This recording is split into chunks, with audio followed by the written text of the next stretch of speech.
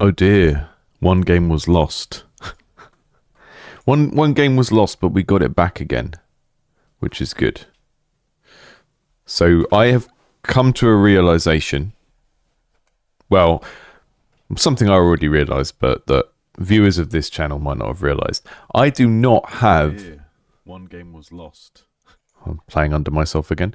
I do not have really the infrastructure or the setup to properly cover multiplayer games on this channel. And partly it's just because there's just too much organization of other people involved in that. So I was sent the very awesome looking 5 heads, and we'll have a look at the Steam page in a minute.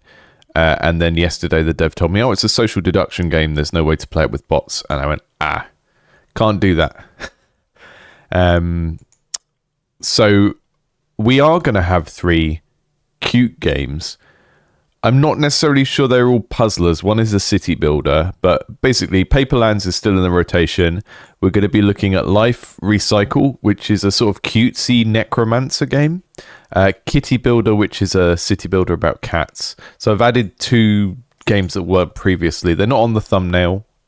Sorry if my thumbnail lied to you and told you that your game was on this. But 5 Heads requires multiplayer testing that I just can't do yet.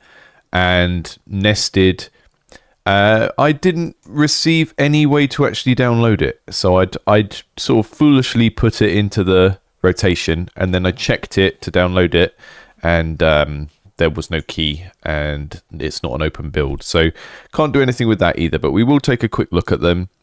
And then I think long term, this channel should be able to cover multiplayer games, but I'm not quite sure how we're going to approach it yet. And, you know, quite frankly, I mean, yesterday someone was asking me about like why I don't do more evening streams, more UK time evening streams. And there are lots of reasons for that. One is that I have my kids with me for a week, and then they go to their other parents for a week, and then they come back here for a week. And I don't want to have a streaming schedule where every other week I can't stream because I've scheduled stuff in the evening. And if you know Twitch, which I don't do yet, but I would like to do eventually, Twitch really likes you to be consistently on at specific times. So it's much better for me if you, if I'm on in the UK morning time, which is why you'll find there are lots of, whenever there's a kind of middle-aged UK streamer with kids, they tend to stream at that time when their kids are at school. It's why Limmy doesn't stream in the evenings as well. And that means that also I don't lose my evenings for doing things like going and playing in a band or doing D&D with my friends in the real world and stuff like that. So doing evening streams doesn't really work for me. And also, just doing that kind of organization of getting like 5 people together to play a multiplayer game online is a lot of work. That said, I think maybe, I don't know, I don't want to put a time on it, maybe 6 months, maybe 12 months, when this channel is doing well enough that it can be my full-time job, which I think it will do eventually because it is growing all the time and doing better all the time. And thanks to everyone that's supporting it, whether it's just by watching or whether it's financially. But when this channel has got to a point where it can be a viable full-time job, then I will maybe start to look at doing a monthly multiplayer playtest. And that can be something that we do with people who are in the Discord, people who are patrons of the channel and stuff like that can get involved in those playtests if they want to. And then that can be like an extra thing. Because I know that on the Discord, some folks were talking about wanting to do game nights and stuff like that. And it's just really hard to organize people that are all in different time zones. I'm sure any of you that have online gaming groups will know that already. And I find that kind of stuff very stressful, organizing other people. I love asynchronous communication. It's so great. Send me a message that I don't have to reply to for 48 hours. Cozy Age Games are here, developers of Paperlands. Yeah, thank you for sending that through. So the ones we're not looking at today are 5 Heads, which is a social deduction game, like a kind of werewolf mafia type thing. This was the one I'm not able to playtest because it really does require multiple players. It's not this social deduction you can't do with bots, really. Nested was this kind of Russian doll-based, lovely looking 3D puzzler. And just looks absolutely gorgeous. But yeah, I just didn't receive what I needed to be able to access this. So we're going to check out Paperlands instead, which has a itch demo here. we're going to check out Life Recycler, which is a solving puzzles using skeletons and cutesy necromancer stuff. And I'm a big fan of that overlap of cute and macabre. You know, that kind of Tim Burton space. Cute necromancers, very much my deal. And then we're going to check out Kity Builder, which isn't really a puzzle game, but it was on the list. Now, this one has had a commercial release, and I tend not to cover commercially released games on this stream. But to be fair, it was submitted like way before this launch date. So, you know, if I'd got around to it in time, we would have been playing it before it had been released. So we're going to check that out as well because, you know, because we needed to replace the games that couldn't be played. So let's check out Paperlands first, seeing as the dev is here. I'm going to run this in the browser, if it's safe to run in the browser. This is a sneak peek of what the Paperlands holds within. One of the things that really jumped out to me when I first saw this that I really, really liked is like, you know, I love when people do this papercraft thing in games anyway. I think it's great. And people are always going to compare it to other games they've seen that have done it. But the different textures on stuff here are really lovely. And I like the way that you've got when that color wheel comes up. It just feels like there's this very limited color palette that makes it look very, very stylish, even though it's so simple. This is a sneak peek of what the Paperlands hold within. In this demo version, you will unlock 4 different colors while helping the people of Paperlands and solving the puzzles. Okay. The full version will have 10 different colors to unlock, along with 10 different locations and much more interactable things within the world. So the only problem with this, I mean, it's not the only problem, but I would say a main problem with this write-up is it doesn't actually tell us what the colors do.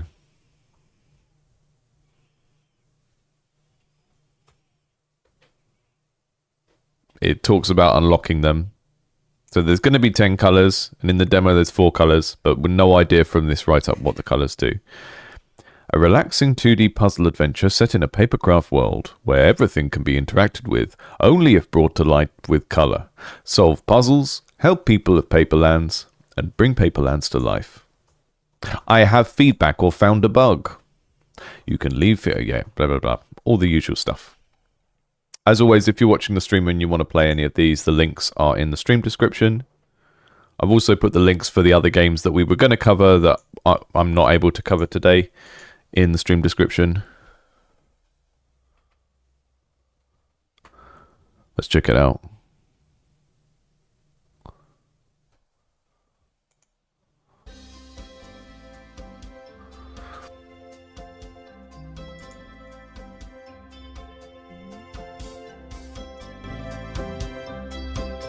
There we go.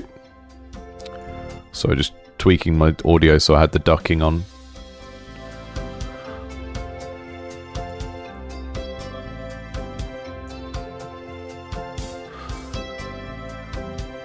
It's a witch. Oh, hang on. The color's gone weird. You know why? Because I still had the green screen on from when we did the level design thing to green screen myself into that little window. That's funny. We got some sort of witch down here. I don't know what this is. Is this a person dressed as an elephant? Yeah, sorry, Cozy Age. All fixed now. The colours are much nicer than what you saw a minute ago.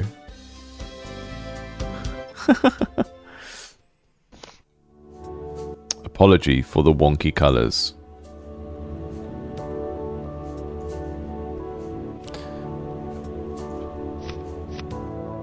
Okay, so I can arrow key or WASD. Very nice sound choice for the walking. I really like that you sort of picked a sound that is the sound of cardboard doing that motion rather than the sound of feet. I mean, you could do both. You could kind of layer them up, but that's a nice touch already.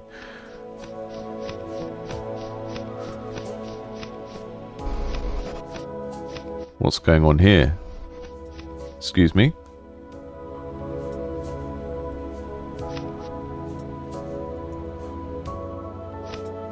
can use the... I think I can use the gamepad as well.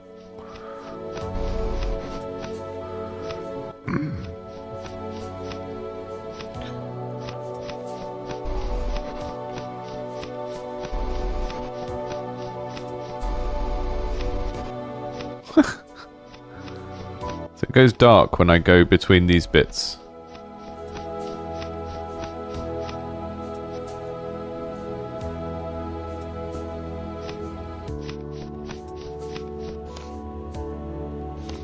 Okay, nothing to do in there by the looks of things. Unless there's a secret I can't see. There's like a... You can see there's like a craft board in the background. Painting doors with different colours will lead to different locations. Interesting.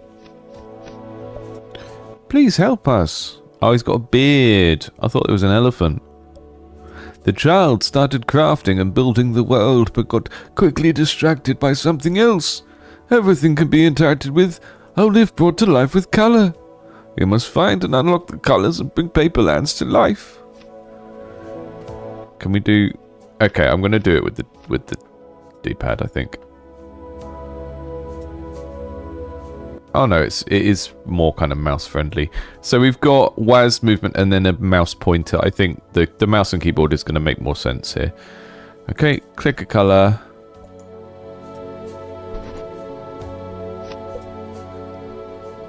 You need to prove you're capable of handling colours. You can do that by helping the people of Paperlands and completing tests.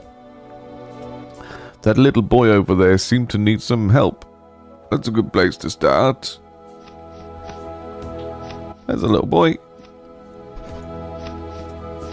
I'm not sure how I feel about the sort of possible racial read of changing people's skin colour.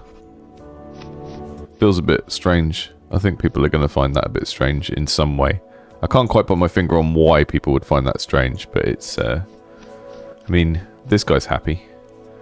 I really like chameleons. I wish I could blend in with the environment like they do. Ah, that's neat. That way I wouldn't scare away the birds and could get my apple back from that one bird. That's really sweet. He's going to do it. Are you going to do it? Are we going to see you get the apple back from the bird, or you're just chatting about it?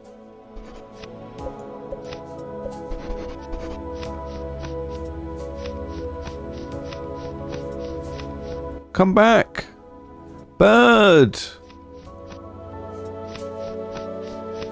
So the environment is brown, and the boy is brown now. But he is not... He's not blending in enough. I don't know if this is working as intended. It feels a bit broken. It feels like, okay, I got the solution. I know that I'm supposed to paint him in the background the same colour. But maybe it's... Is it these as well?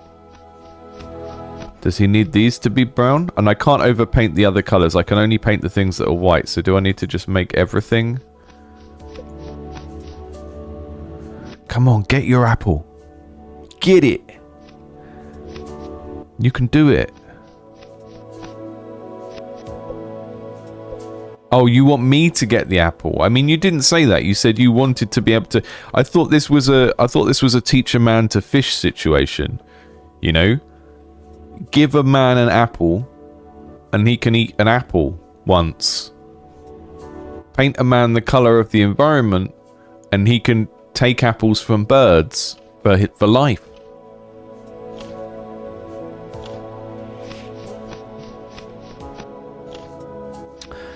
Someone in the chat just said, you should have full stops / periods.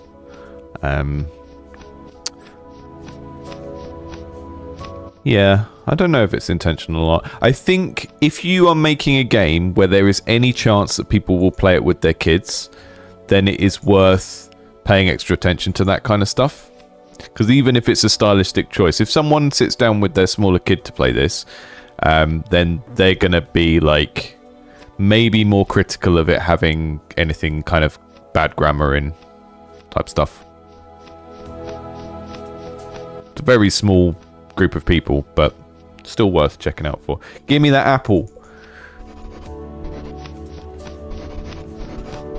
Ah, the clouds are brown. Here in Poop Haven, where it rains poop all day long, The brown clouds overhead.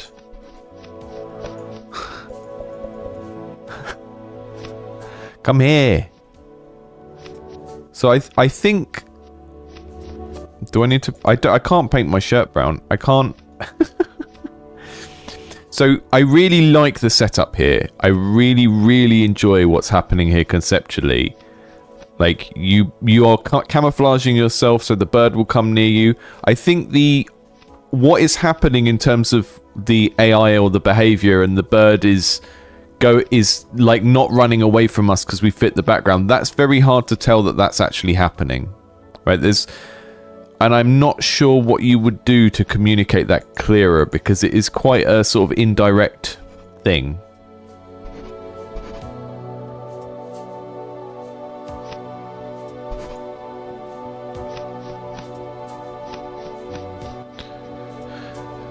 So at the moment it's like I need the bird to land on the brown side where everything is brown, because then I'm more stealthy, I think.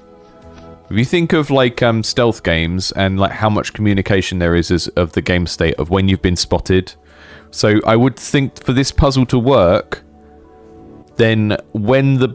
so look, I've gone a bit see-through, which is showing that I'm in stealth. I think that's what's happening here. That's what they're trying to communicate. I've gone a little bit see-through.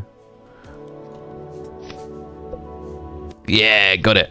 But I think one other piece of communication that should happen there is when the bird is flying around and it sees you, and it hasn't seen you yet and it sees you, it should do like a little alarm above its head, and like just shake the bird, do a little alarm above its head, you know, do the Metal Gear Solid or something, whatever fits your game, but something to show that because like the thing with like AI behaviors in games, however complex, however simple they are, if you don't communicate the changes in state of the characters, then we won't know what's happening.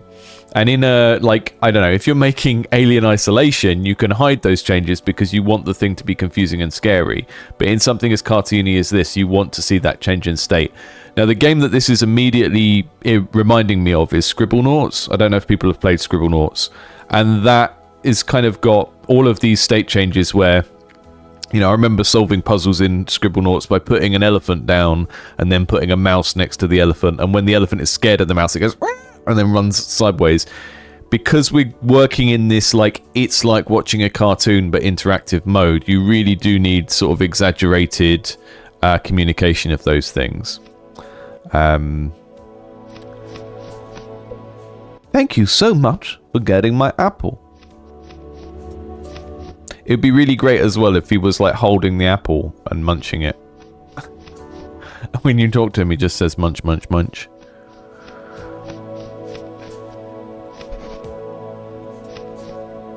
Look, that's so good. That's such a sweet little idea that you okay, I go to Paperlands. That's our hub world. But if I paint the door brown, it's going to go to the forest. I see a cardboard door and I want to paint it brown.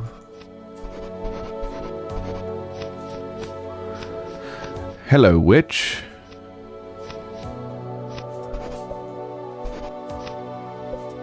Ah, you young boy, just the one I need. Be a dear and fetch me my broom from the cabin in the East Forest.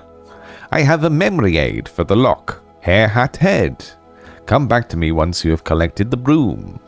Hair, hat, head. Hair, hat, head. Is this the West Forest? The West Forest. Here we go. Hi folks in the chat.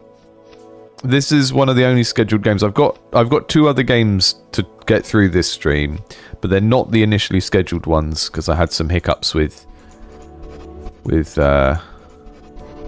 those. Really like all of the tactility of the interaction for colouring things in here. You've got the scribbling sound, you've got the colour fading across the object, and you've got that kind of pulse when you click on it. And this is the kind of attention to detail with game UX that I have been complaining about a lot in the last week, particularly with some of the kind of denser games.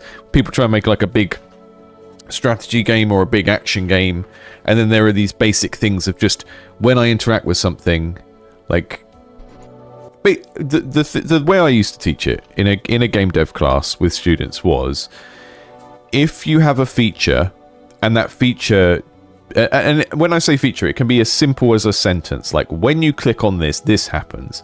When this collides with this, this happens. Like, that's what I mean when I describe a feature. A feature is bigger than that, but any sort of behavior in the game that the player is supposed to understand, if it doesn't have two forms of communication feedback, then it's not a finished feature, and players aren't going to understand it, and you shouldn't put it in the game yet, or you should like not put a game in front of people with features like that in it. And this is great. This is like it's colored in, it presses in to let us know it's being pressed, and there's a scribbly sound. So there's three forms of feedback when we make that interaction, and that's like, I know some of you will find that really obvious, but it is something that I keep seeing again and again, where people make these overscoped games and they don't bother to put that level of, it's not juice, it's not polish, it's just basically communicating what is happening to the player. Welcome to your first test. Color the blocks according to the rules. Each number next to a row and column represents how many adjacent colored blocks that row or column has. Come talk to me again once you think you've got it right. You're going to make me do a stinky, poopy P-cross, Pi-cross. I don't know how you pronounce it. It's one of those things where I've only read it because I don't hang out with people in real life that play Picross, Pi-crosses. It's like that Simpsons where Marge says, run like the wind. Okay, this one has all five. Bam, bam, bam. This one has all five. This one only has one. So we've already done the corner. The corners are definitely empty. These have three. Is it like that? There's only two ways round it can be. Is that right? Is that right? Not quite. I mean, the rules. Is that right? You have solved the first puzzle. I still think these beards look a bit like an elephant. It's just the way that shape reads. I think if you made them kind of go down in a point like that, it would look more like a beard. I find it quite amusing to initially think it's an elephant and then find out it's not. Try this one. Okay. I didn't come here to do no Pi-cross. I came here to help a witch.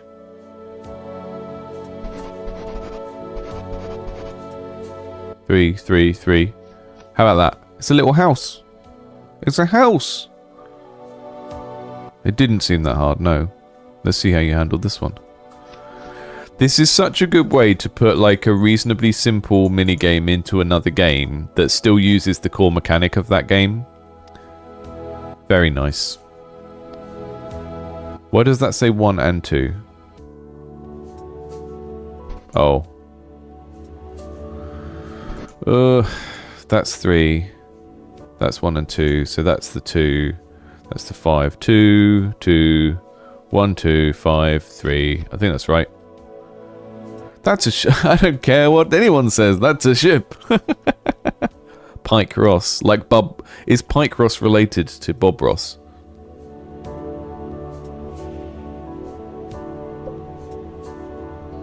Come talk to me again. Once you think you've got it right. 1, 1, 1. 1, 1, 1. And then this one can't be in the middle. So the 1, 1 can't be that. And the 1, 1 can't be that. So the 1, 1 there has to be that. And that one has to be that. And then this has 3. And that has 3. So that's going to be a checkerboard. It's going to be a... How dare you? How dare you say it's wrong? Oh, they have to be 3 together, I think.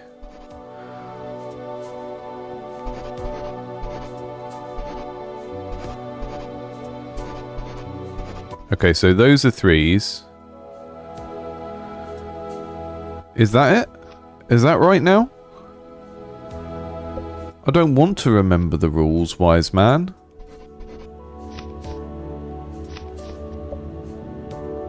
Bullseye.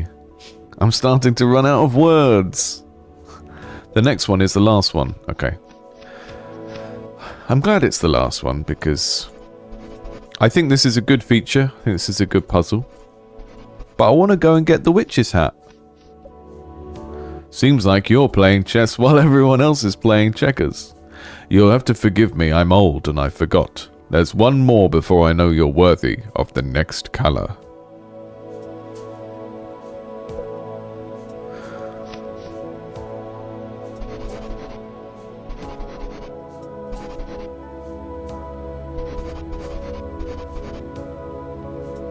Is that it? No, 111. That's it. S stands for super. I knew you had it in you when I first spoke to you. You've proven that you can handle one color. Let your imagination flow with this new color. I will! Imagination, imagination. I've got so much imagination. I'm blue now. I'm blue. Dabba dee, dabba da.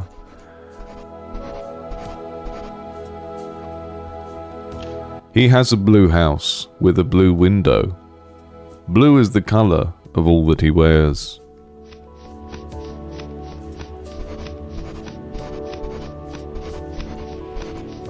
Gris, eat your heart out. I don't want to go to the sea yet though. I want to go... What do I press to get my color wheel back up? Where's my color wheel? I need a reminder for that control. Because I feel like it should be on the right click or the mouse wheel or something, but I can't find it.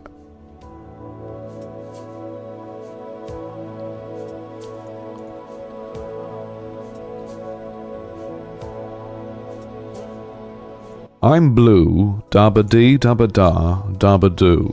I am blue. Ah, shift. Okay. Morning, headwear games. We're colouring things in. This is much more my speed. Right.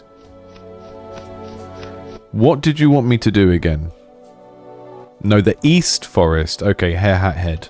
So to get to the East Forest, I need to go back to this door on the east, colour the door in. That is a lovely little puzzle within a game. Like the way the navigation works. The thing I really like here is you've got the colouring in as a core action. And there are lots of different things you can do with that. And they're all related to that. So we've got, you know, we just did a Picross where the colours didn't really matter, but you were still colouring in as the main action. We've got puzzles where you need to colour things particular colours in the environment to work out the puzzle. And then we've also got this navigation puzzle of like colouring in doors to take you to different places. And if the door is facing in a different direction, then you get to take into a different sub-place within that place. And the thing I really like about this is it's all just coming off that same mechanic. And what that means is you can have a game that feels quite rich and has quite a lot in it, but the interaction never becomes complicated because the interaction is just picking colours and then colouring things in, and then my character can jump and press E to interact, and that is it. And one of the things I think, you know, it's not a universal thing. There are some games that can just tolerate being more complex than others, but one of the things I would always encourage people to do when you're on your first few games and you're trying to keep things small and you're trying to do something polished and like do something small but polished so that people will really like it, is try and get as much as you can out of one mechanic. And if you've got a verb in your game, like if your verb is attack, if you're just making a standard action game, how many things in your game are there that people can attack that respond differently? Because obviously you attack enemies and they lose health, but can I attack things and smash them to get treasure out? Can I shoot a switch with my bow to open a door? That kind of stuff. Because the more of that you do, just the more engaging moment to moment a game is, because you're using the same action, which means that as a player you don't have as much to learn, you don't have as much to like, and that can be a big point of friction. If you give people like 4 buttons when they could have 2 buttons, that can be a big point of friction that could just throw someone out of your game in the first 10 minutes. But if you give people 2 buttons and then each of those buttons has just so many different interactions, it looks like the same thing. What you're doing is you're just creating a richer game to sort of unfold in the player's head in terms of looking at what's on the screen and deciding what to do. And you don't necessarily create that by adding more actions or adding more buttons. You do it by creating more context that you can use actions in so that they achieve different effects. We are Look. Making it rain. Making it rain. I can walk through that now. What happens if I paint this blue, though? Surely blue fire should kill me, because blue fire is really hot fire.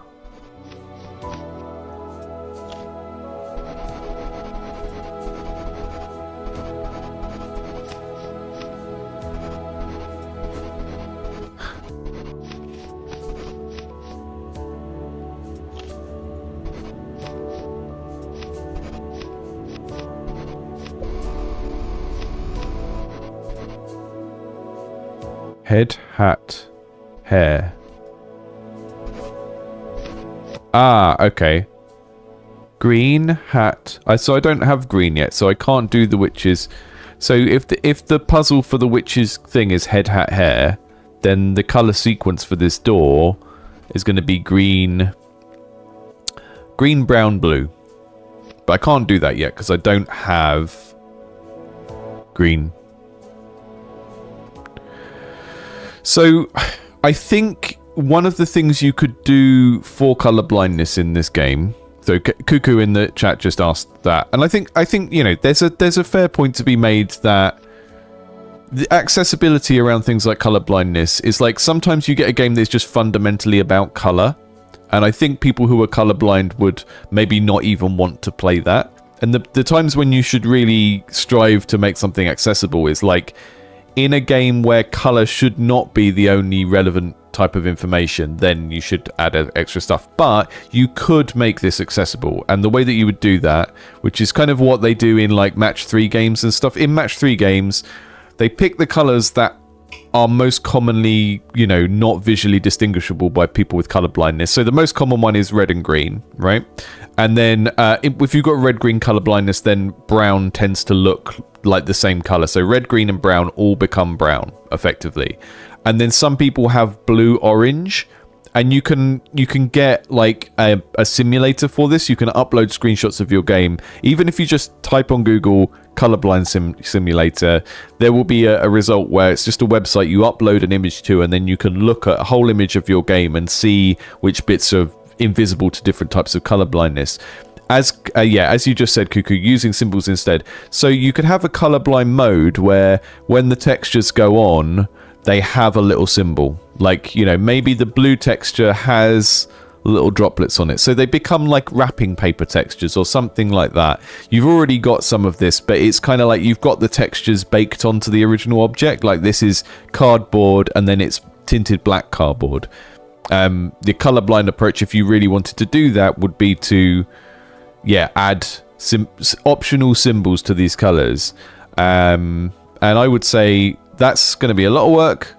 It may be worth doing, but it might also be worth doing not as a launch feature, but like, you know, when this game gets this big, then we're going to make the colorblind mode. And you kind of tell people that up front and kind of commit to it as an act of goodwill of like, you know, we know people will want this, but we can't do it yet because it's extra work. But I don't know. I mean, it's roughly 5 to 10% of the population have some form of color blindness. Much more common in men. And it's like 10% of men or something, and it's slightly less with women.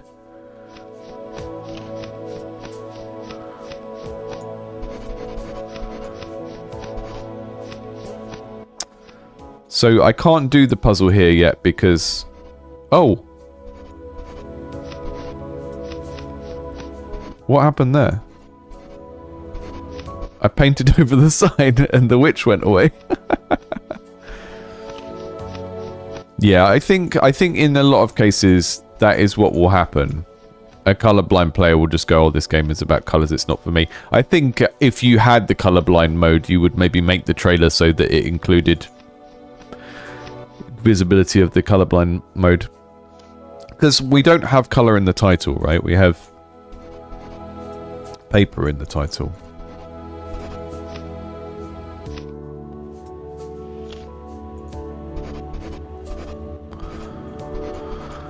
Welcome to Apeland. Knock off Donkey Kong Country. We're here in Apeland, where the bananas are free and everyone's swinging. We go to the sea. I guess the boat needs to be brown, otherwise it won't boat.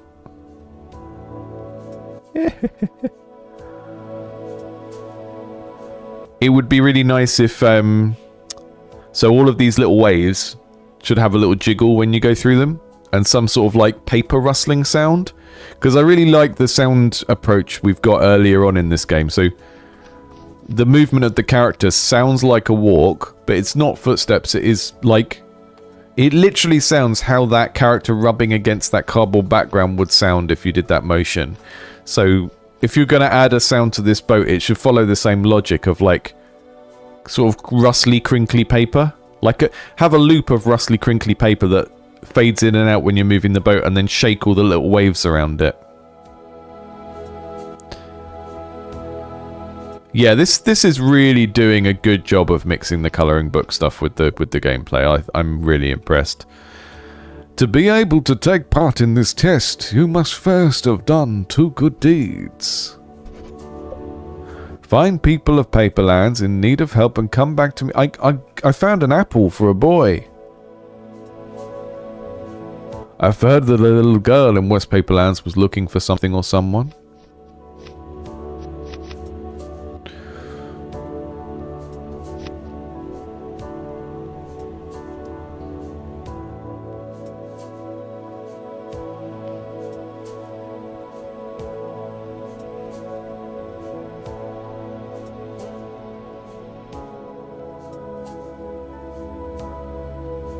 We've got to go all the way back. We're backtracking. Is this a Metroidvania? So when the doors are cardboard, we're in Paperlands, which is like the hub world. And then when we colour the doors in, we get the other sections. It's really smart. Such a good way of... you've made this core mechanic, and then it's tied into everything. It's like when I get that green color so I can finish the witch puzzle, I'm gonna also open the access to the new areas. It's like you've tied the skill unlocks to like every part of the game, and it's like I totally understand everything about what this game is doing in the first 5 minutes of playing it, in a way that just makes me kind of want to play the rest, right? Which is neat. You get so many demos where people pack the first 10 minutes with stuff that's not really relevant to like answering the question of, do I want to play this game? Little girl with the blue face. Kitty, Kitty. Have you seen my cat? I left the door open and she ran away. I know where she is. Our house is the one with the blue roof and brown walls.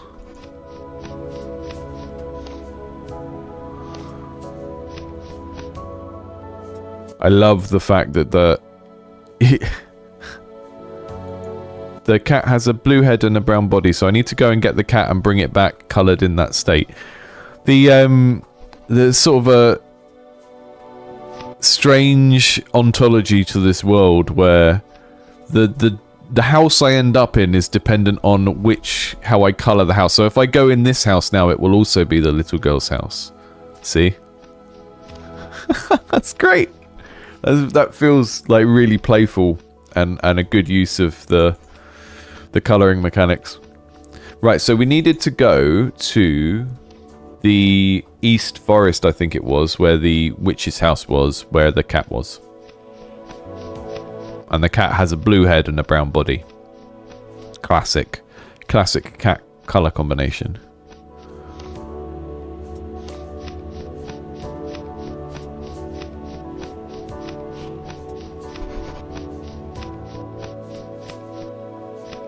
Hello, buddy.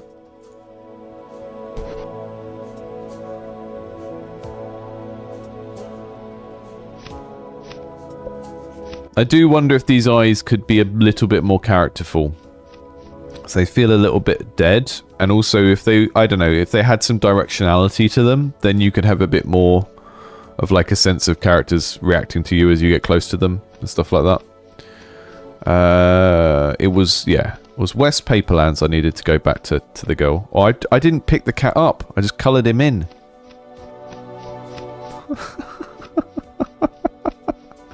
Fool. Foolish fool. Yep, we got a game jam starting on... Is it Friday? Is it Friday's the 1st? There's a video that's going to drop on the 1st that will give people links to the songs and stuff. There we go. I got him. And then I'm going to be away a couple of days because I'm helping a friend out at a festival. We're running a workshop. Like a kind of kids art and design workshop.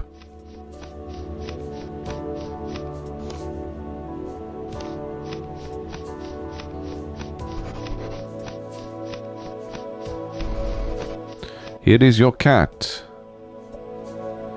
I think when you've got a character in your inventory like that, you need it telegraphed. Like, have it in the corner somewhere, or have the character carrying them. I know it's more work, but it's easy to forget that sort of thing. Like, if I pick that cat up and I get distracted by anything on the way back, I'm gonna forget I've got the cat.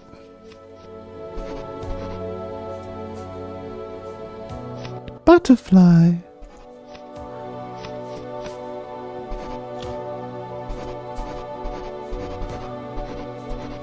And then came the age of brown, when everything all over the town became brown.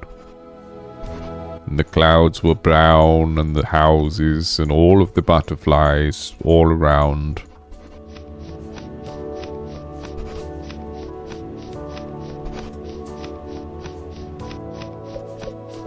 I don't need much of a story. I think that the wise men could have a bit more flavour to them or something. I think there could be some more kind of gags about what people are made out of and stuff like that. You know, like in the Lego movie, there's like relics that have come from the human world, and you have like the wizard who has a staff that's actually an old lollipop, and you have the Craggle, which is actually a super glue and stuff like that. What am I trying to do? Okay, I can't do the witch puzzle because I don't have a new... I'm going to the sea. It's the old man of the sea I need to see. He was like, you need to go and help people.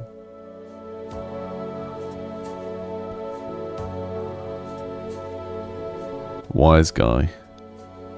Excuse me. This is your second test. See those 5 blocks? When changing the color of the block, it will reverse the colors of adjacent blocks. Find a pattern in which you can turn the colors around. So the order will be blue, brown, blue, brown. Okay.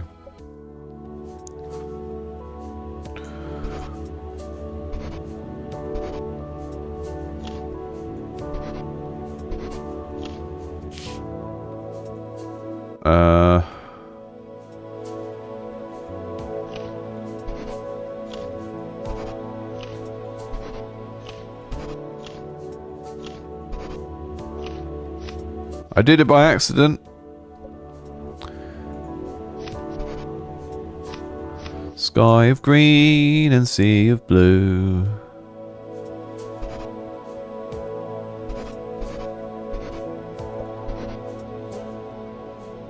Now we can go to Greenland.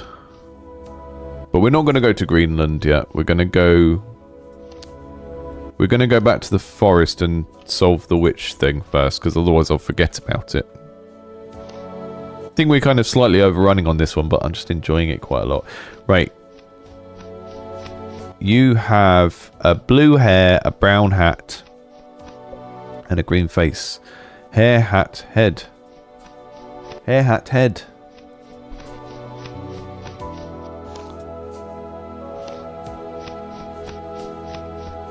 Hair, hat, head. Hair, hat, head. Few little sound effects missing. Unlocking things. Froggy.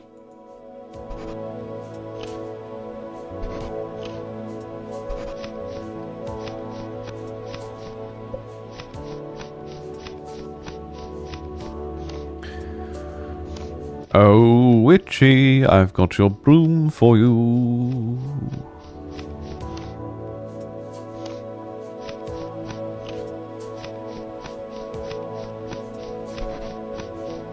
Is that where I'm going to the forest? The regular forest.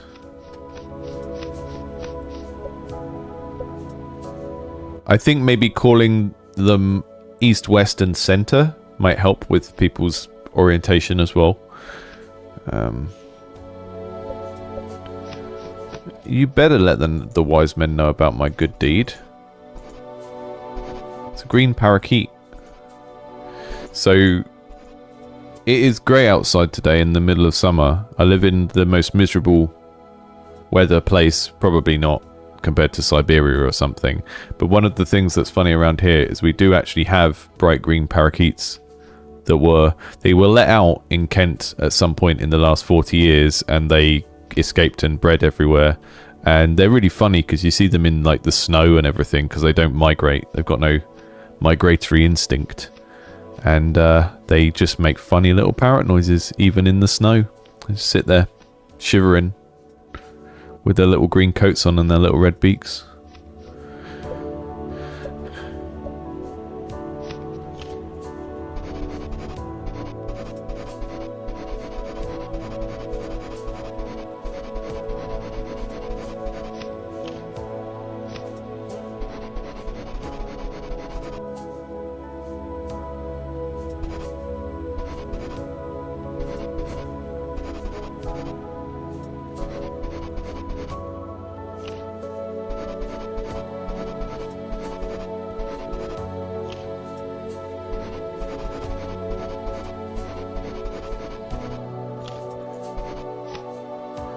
Anytime a game has some sort of like UGC in it, you always have to check like what's the time to swastika countdown on this game. You can make one with this, but I'm not going to.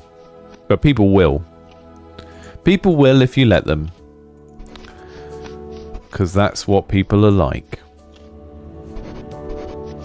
There's two things people love to draw. Certain types of people.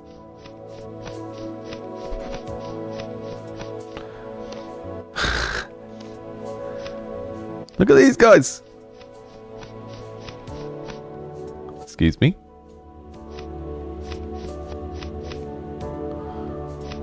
What are we doing here? I'm leaving it white. I don't quite understand why it does that darkening thing.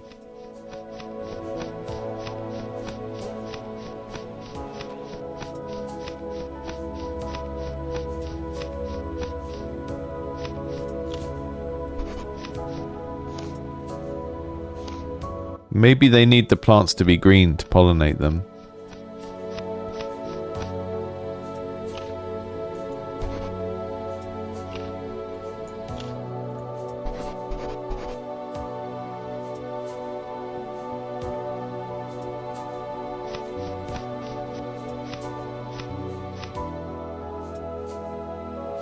Okay. Lighting bug.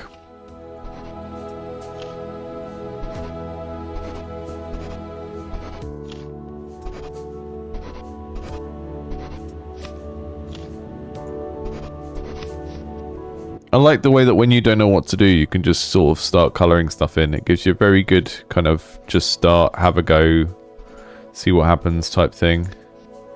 I think I'm missing something that I need in order to do this bit.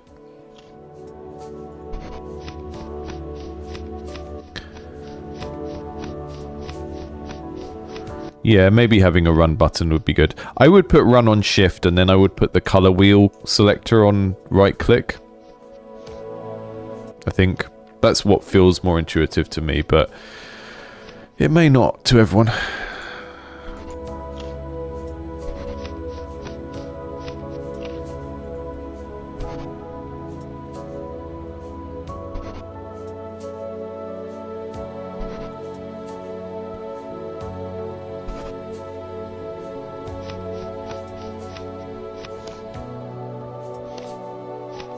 Hello, bumblebees. What are you doing? Are you bumbling around?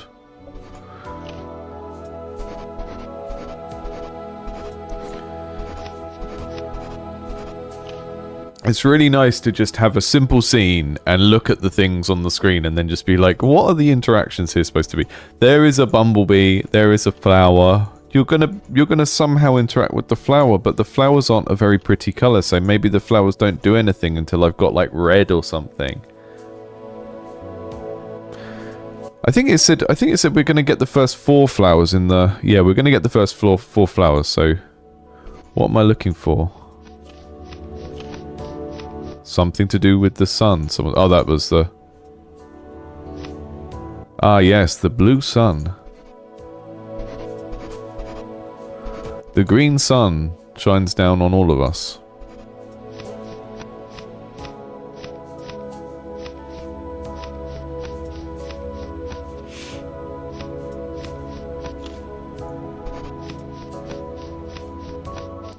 Do we have a even further grasslands that we haven't been in yet? Ooh.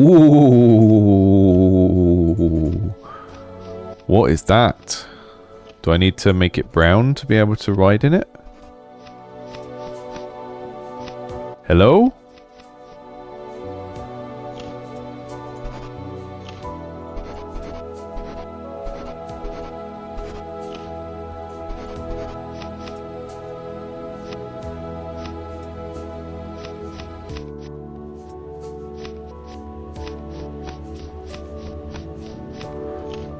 The darkening is a lighting bug that Dev just said.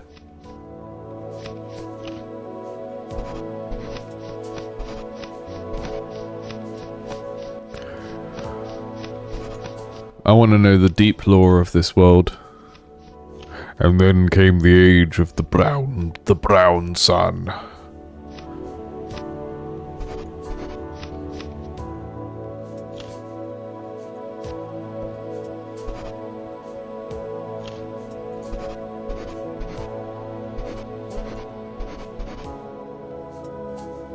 I can't make the balloon work. Why the balloon no work?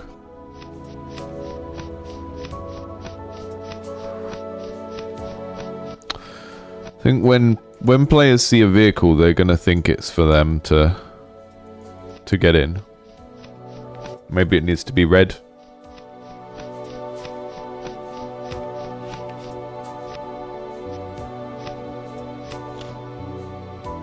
One of those red balloons from that song about red balloons.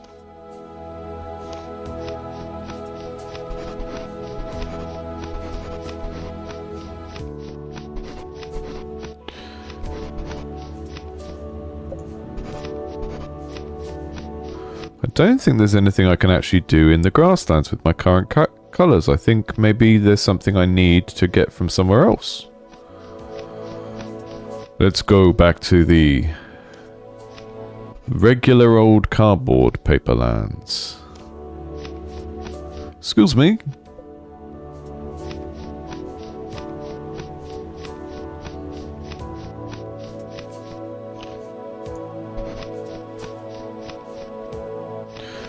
We've done everything here. We helped the boy get his apple. And then everyone was like, "You're our hero."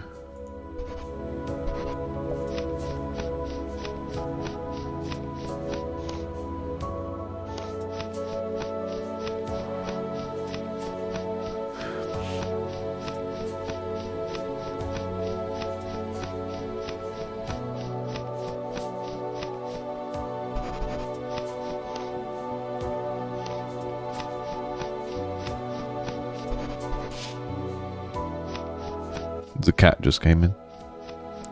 The neighbour's cat comes and shouts at us every day.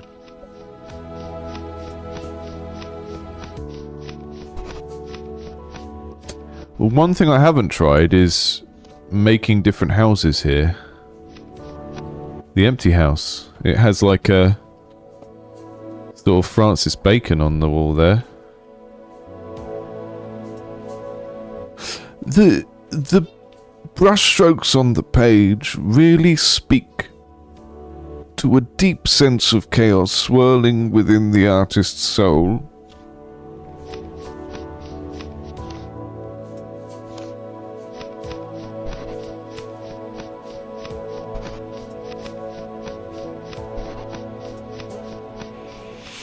I'm gonna make... yeah, the blue door... the sea level. Okay, I'm gonna try this one more time and then we'll get the next...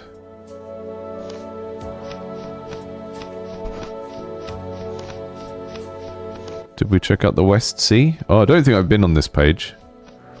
They're very well, like, ah! I should probably come back during the night time. You know, the night time when the sky is brown. Oh, that's neat. Okay. Can't go that way. Even though they're very simple, when you walk in a room, you can immediately see how the layout is different from the other rooms, which is a very nice thing. It's like you don't kind of feel lost when you go from one place to another, even though they could look very similar. The first house in West Paperlands. Let's check it out.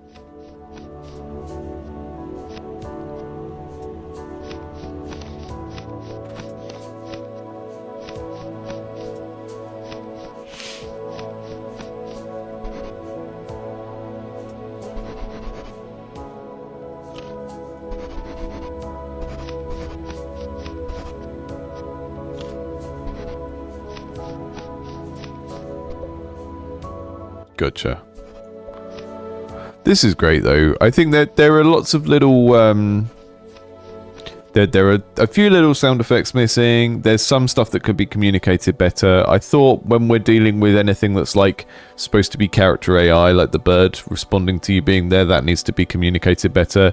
But generally speaking, the puzzle design here is lovely. The way you've got everything in the game branching out from this mechanic, and every time you get a new color, it's not like you get a key for one door, right? It's not like, I guess an example would be in a Metroidvania when you unlock a power and now you can like blow things up with bombs. It's the difference between just being able to blow a hole in certain walls and having other interactions for bombs. You've got that kind of structure to your game here because every color you unlock does multiple things. It allows you to do different things in the environment and it allows you to access new parts of the environment. It's really, really neat. I really like this. Color the whole sign. And then is that saying that?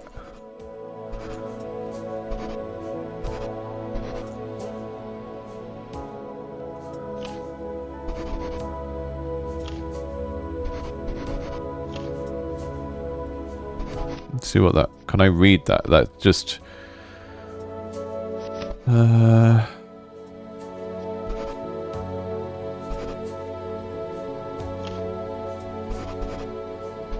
I don't quite get what it's wanting me to do here.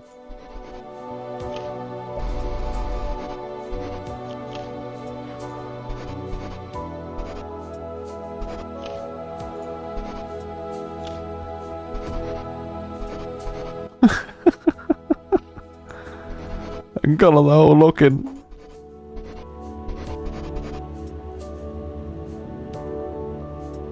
Ah, different colours on the sign. Let me see.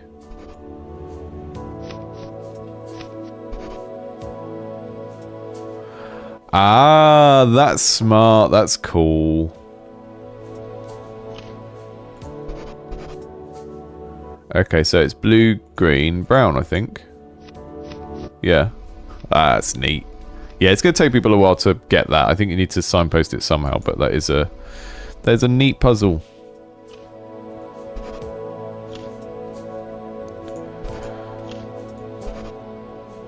Boop. It's a good puzzle though. It's good once you know the solution, but yeah, people will get stuck on that. I mean, this can be another thing where you don't want to have like every puzzle have an NPC walking around giving you a clue for it. But you do have NPCs and they do provide a very simple way of nudging people that way, and adding more of them just makes the world feel more full up. So it wouldn't hurt to just have an NPC in that area who somehow gives you a hint on that one. Ah, yes. My favorite place to come and hang out. What is going on here? What is this place?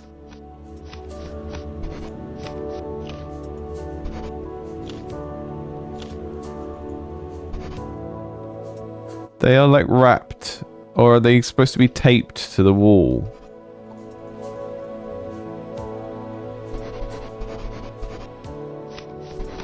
Anyway, I'm going to stop this one now because we've been on this for quite a bit longer than I would normally do for one game. But yeah, that's fantastic. I gave a couple of bits of feedback. I think this is really neat.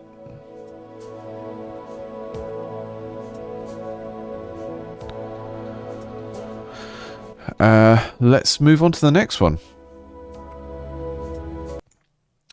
So we're going to check out Life Recycle, which is a sort of a cute looking necromancer puzzle game with skeletons, and then we'll check out Kity Builder, which has had a commercial release. I don't usually cover games that have had a commercial release yet, but it was submitted before it was released, so I think that's fine.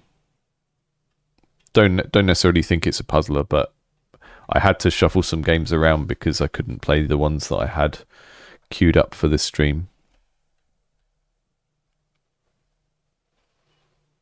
Pick up bones and put down skeletons to solve puzzles and venture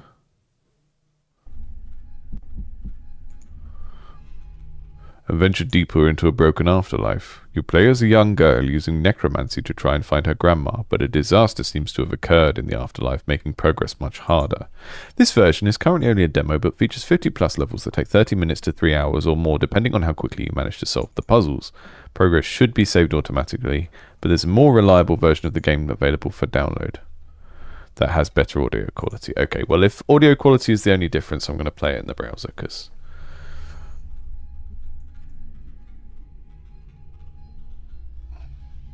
don't mind a bit of audio jank.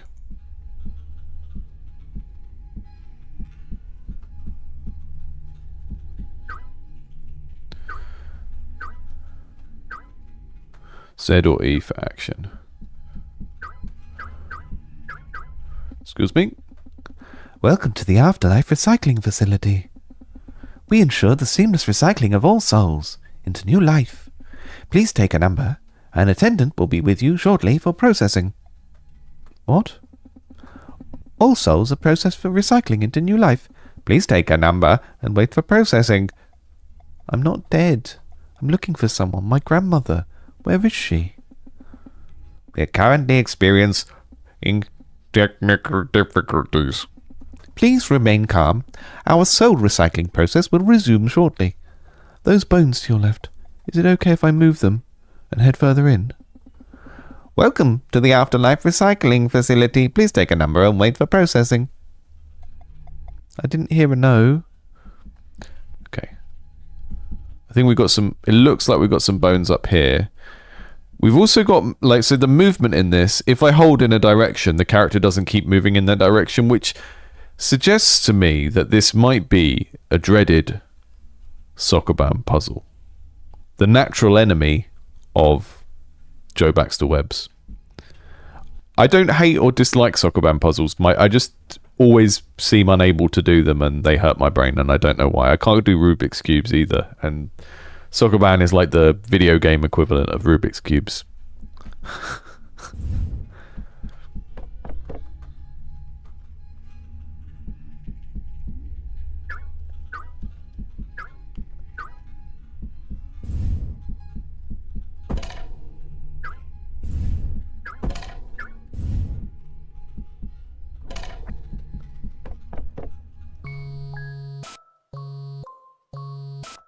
Okay, we've got directional movement, we've got one interaction button, and we've got reset a room.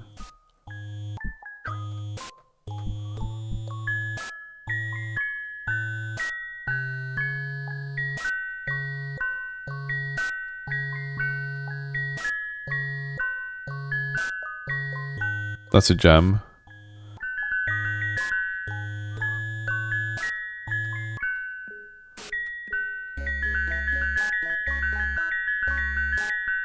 Sorry, I could do that all day long. Okay.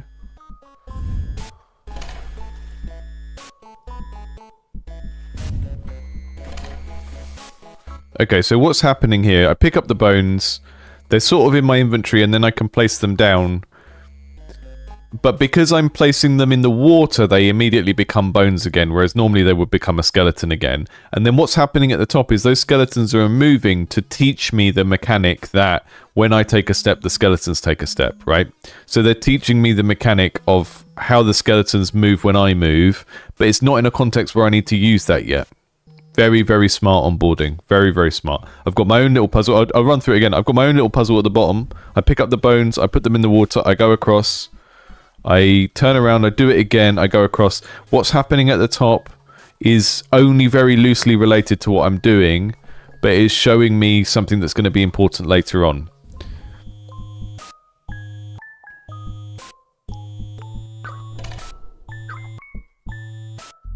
Okay. So it's Sokoban with like these other characters that can kind of move directionally, but I can't. Okay, I can go there. What happens if a skeleton goes into those crystals? They don't do anything.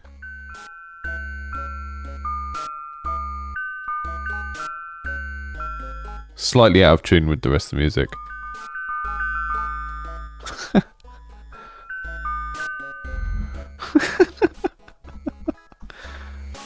Plop.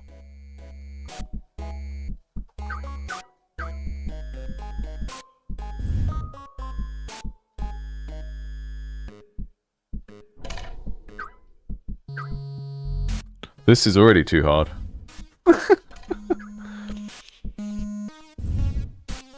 Ah. Did it. Did it.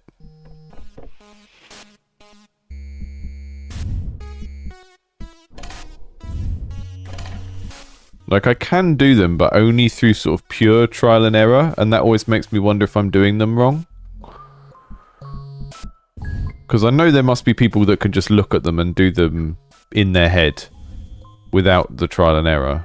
Or I've assumed there are. I don't know. I don't know. I feel like it's one of those, you know, like the... Oh, I'm going to be stuck here. You know, like those perceptual things, like the blue dress, gold dress things. But like the gameplay equivalent of that. Like, or can you visualize things in your head? Those sorts of questions.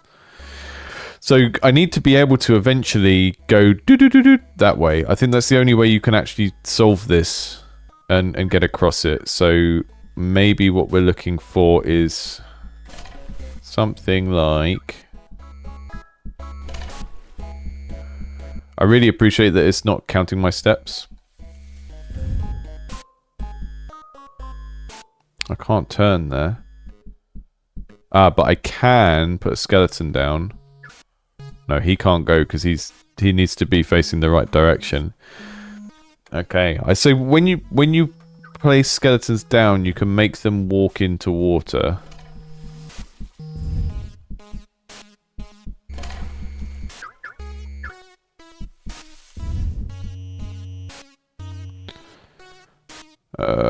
I'm just going to do the same thing again if I do that.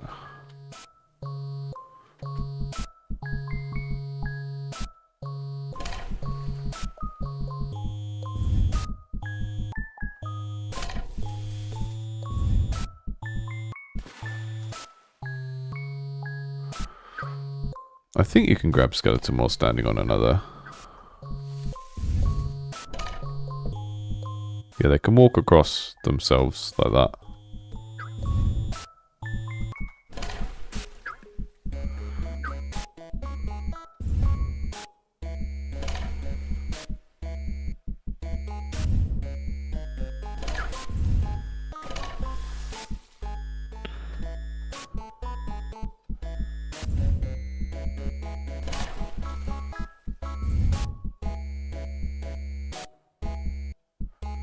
I'm already stuck and we're only a tiny way into this game.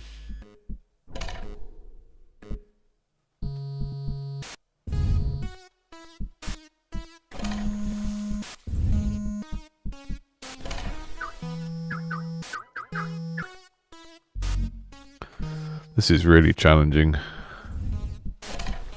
It's very tight. It seems like a very much like there is one solution and that's it type thing. You can't turn on the spot either.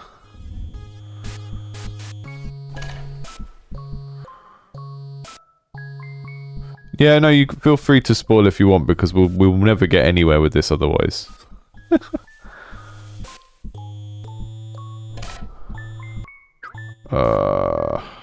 If I don't want to be spoiled, I'll just not look at the chat for a minute.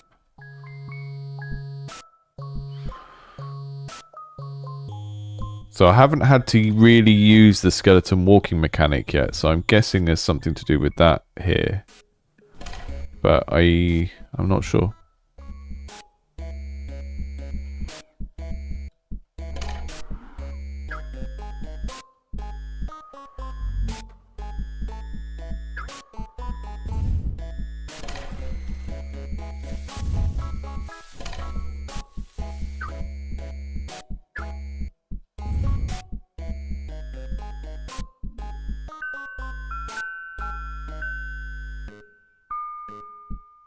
Okay. Get to the point where we've got 3 in the water. Yep.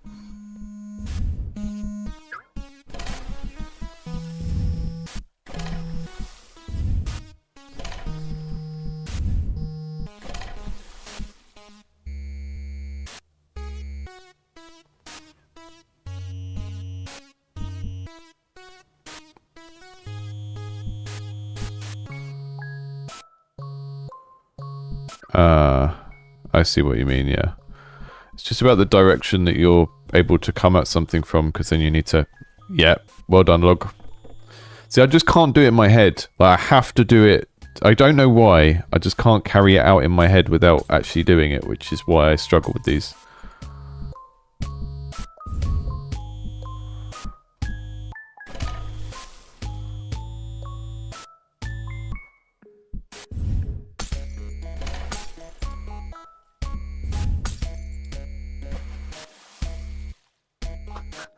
And the visual distinction between the brick I was just on and the glass and the water was a bit unclear there.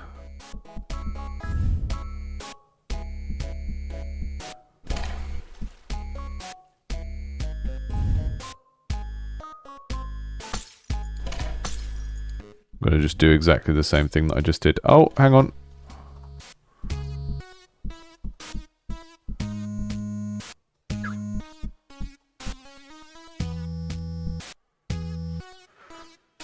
Okay, so for this to work, the state I need to get the game into is to have 3 of them in a horizontal line so I can leapfrog them on each other, I think.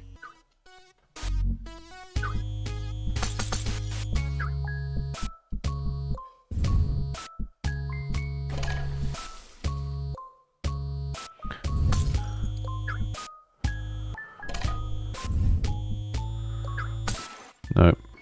Nope, nope, nope, nope, nope, nope.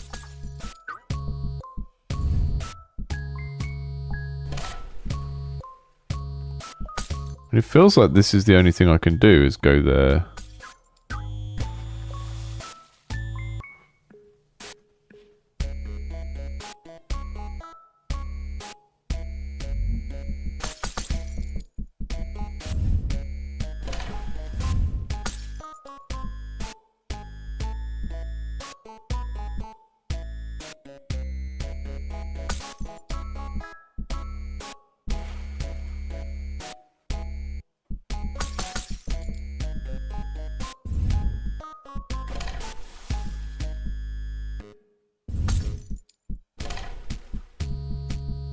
Ah, there we go.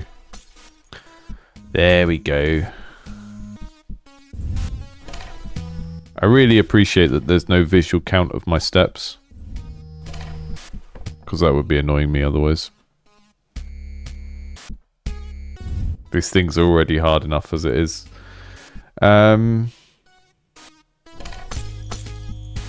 Haha. Oh, I'm stuck behind him now. Something like that. We need to get them to walk across.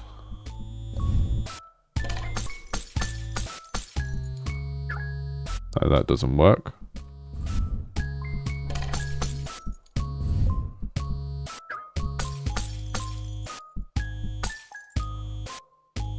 Nope.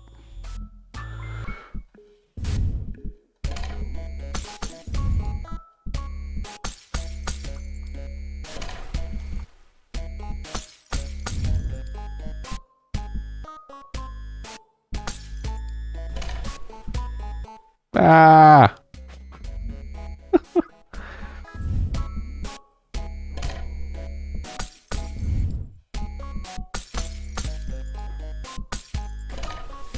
It's really strange because I do love games that make me think, and I think I can never work out why it is that these just I don't get on well with them. Because I like thinking hard when I play a game. I think it's because it always feels like there's one solution and I can't deduce my way to it without just doing the thing over and over again. You know? I'll try putting the skeleton on the bottom one again.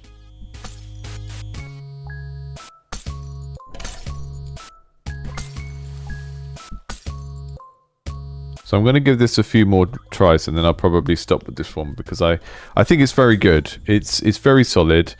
There are a couple of things that could be visually clearer, but I really like it. I like the use of the theme. I think picking up bones, putting them down to become skeletons that move around, and then that's part of the puzzle, and the skeletons sort of trigger the same things that your humanoid-sized character does in the environment. It's all great. Like, I don't have any criticisms of it that don't revolve from the fact that I just cannot play these. So if you're watching this and you do like Soccer Band, then I think this is a fantastic example of that. I don't know enough of them to know how many of these mechanics are unique, but it's very good use of the theme with the mechanics. I could have put that one back in the water then. I could have let it break the glass and then put it back in the water.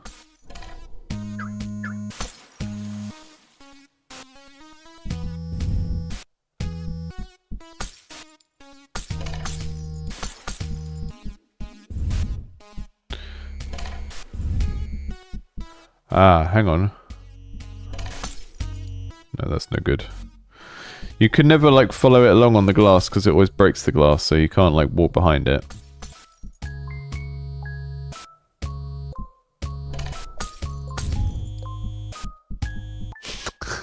I'm going to have to quit this one, but it's very nice. Let's see what it kind of says on the page again. That is called Life Recycle. It's a good name. You can check out other games I've worked at Moidy Interactive. The thing is, I just can't get my head around... I can't get my head around how to get better at one of those. I think that's part of the problem for me. It's like I solve one puzzle through trial and error, and then the next one it's just like I'm starting totally from scratch. It's not like a process that I have where I'm like, okay, now I know how to learn these, how to get better. And that is no way it's just how I feel about this genre generally. I think this is a very good example of that genre. Very well built. Music and sound and stuff is beautiful. So I would encourage people that like that genre of game to just go and check that out and see what you think for yourself, because I'm not like a connoisseur of these precisely because I just can't play them. There's just something about my brain that doesn't work with them. I think that is really, really lovely though.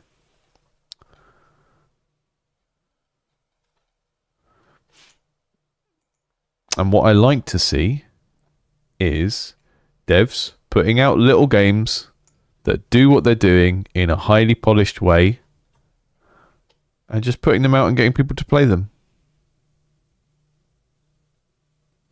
And then, you know, maybe putting a commercial version of that game out later when lots of people have given them feedback and said, this is great, I want to buy it. This is the workflow that I want people to follow when they make games. Unfortunately, we've just got so many people that are going into it just thinking the first game that they ever make is going to be a commercially viable project. And I seem to have to tell people that that's not reasonable so often.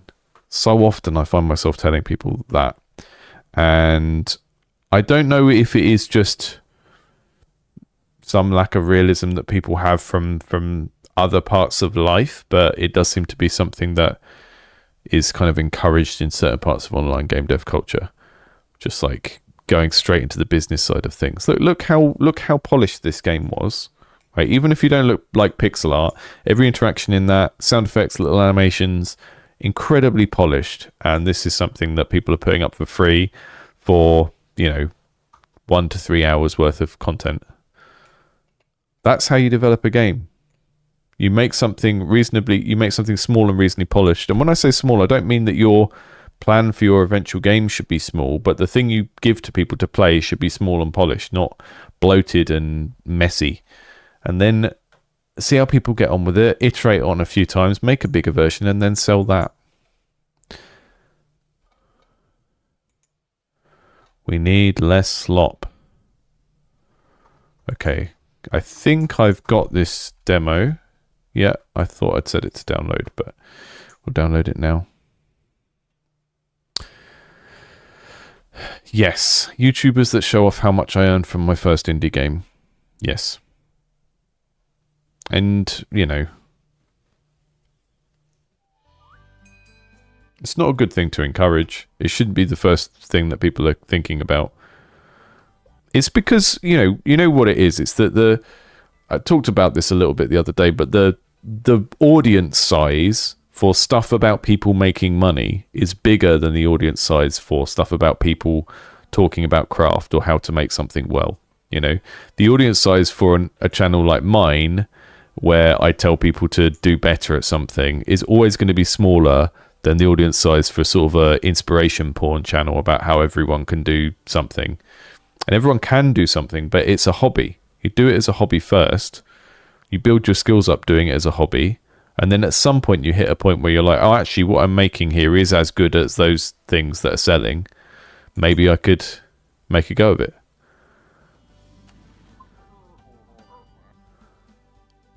Showing money gets you views.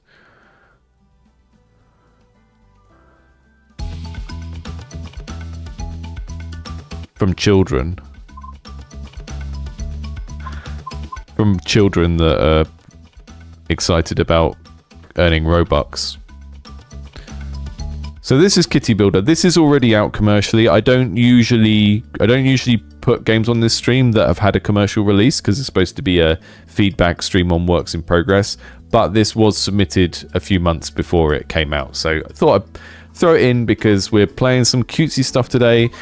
This isn't going to be a puzzle game. This is going to be a city builder. So let's see if it kind of fulfills the basic things you want out of a city builder. We're here to play cozy cat games and complain about capitalism. That seems pretty on brand, actually.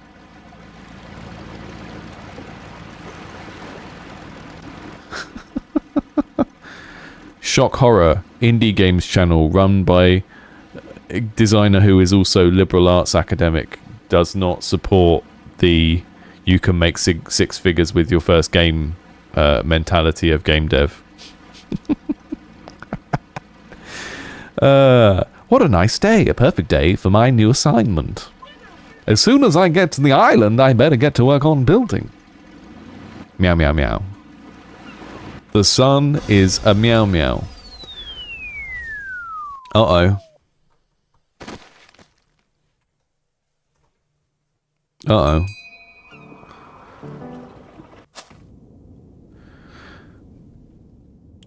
So... am I stuck in the sand? Am I buried? I've got a headache. What happened? That is how you do Animalese. It plays as the text is printing. You don't have a loop of someone going blah, blah, blah and run it all the time when I'm trying to read. It just plays as the text is printing.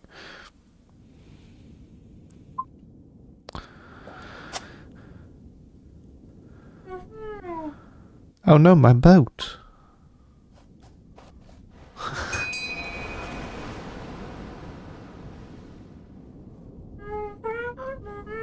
I can't believe I wrecked my boat. This is really, really visually beautiful. Look how limited the palette is. Look how sparse they've been with, like... We've got the sand color. We've got a couple of shades of brown, a couple of shades of grey. That green that is very selectively chosen to be that slightly bluey, minty green. And then the purple is like the character and a couple of highlight things. It's so sparse in terms of the amount of colors on screen. This is the kind of thing that even if you can't make individual nice art assets you can control in your game, if you're a programmer and you're terrible at actually drawing or making 3D models, you can still look at this and go, oh yeah, that looks really nice. Why does it look really nice? Because it obeys a simple set of visual rules that are consistent across the whole thing. That's what graphic design is. Hello, who is this? What do you mean, who is this? This is your boss, Neko, Kity. Yes, sir, of course, sir. Come on, situation report. Have you made it on the island yet? Yes, sir, I just landed from the sky. What do you mean from the sky? You're gonna laugh, but I just crashed the boat into a rock. Ha ha ha. Ha ha ha. This is a great interaction. Are you out of your mind?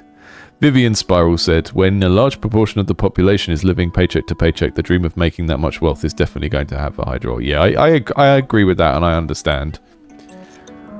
I also think a lot of the people that are kind of falling into the audience space for that kind of game dev content aren't necessarily living paycheck to paycheck. I think it's like kids that are, you know, just want kind of inspiration for why they're doing their hobby. I think there's like a culture of like people that maybe haven't come from a background where they've got lots of people around them that are artistic or craftspeople or something like that. So they feel like in order to justify just doing a hobby for fun, they have to think about how someday it's going to make them some money. And that's a privilege thing, right? Like kids from, like, I don't know, more middle-class backgrounds or kids who have people in their family who have worked in the arts are more likely to know that you just do the thing as a hobby, you do it for fun, and that's how you get your skills, and that's how maybe you eventually get a chance at doing something good.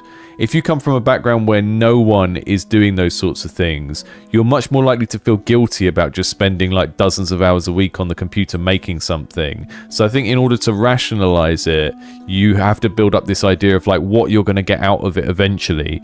And sometimes the things, I mean, games are like complicated multidisciplinary projects. You could start off making games and end up building websites or end up doing graphic design or some other skill, but the idea of going from a hobbyist to like releasing a commercially viable game in like a year or two when you've literally just started to learn is not reasonable. But that is because for a game to be good, it requires all of these different skills that aren't just being able to use the game engine.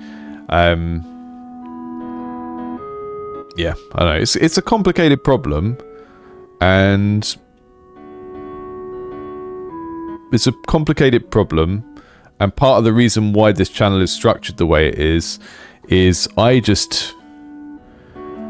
feel much more comfortable working with people who are already making games, already know the technical basics, and just saying, right, here's how to make this better in terms of game design, UX, you know, branding, whatever it is, but they can already do the basic thing.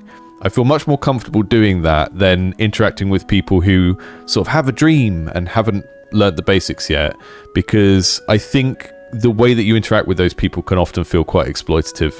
And I'm not going to go into that in detail in terms of like talking about other content creators and stuff like that, but I do think a lot of the way that people interact with people who have not even touched a game engine yet and are just like following dreams or whatever, I do think that can be quite exploitative, and I don't really want to get involved with that. And that's the way that the reason that this channel is the way that it is. Okay, I've got to finish my job. Go and meet our newest client, Mayor Muna. What a bummer. But this island is so beautiful. It's sunny and so quiet. Of course, Mayor Muna, I've got to find him. He must be somewhere on this island. I need to find him to start working. He can't be far away. I'll look for him and see if I can find any blueprints along the way. I mean, another way to put it is that when I was, I got a job in a game studio when I was 28, which was, when was that? It was like 2015. So it's like 10 years ago, but not super long ago. Not like long enough ago for the games industry to have changed dramatically. And up until that point, I never had any sort of illusions about making money out of just making my own game. I made my own games as a hobby project, and then I used those hobby projects to build a portfolio, and then I applied for jobs locally, and I got a job because I had a portfolio. I had a blog where I wrote about the games I made and stuff like that. The idea of just my learning projects being something that I could sell was just not something that ever crossed my mind, because I just didn't think they were good enough.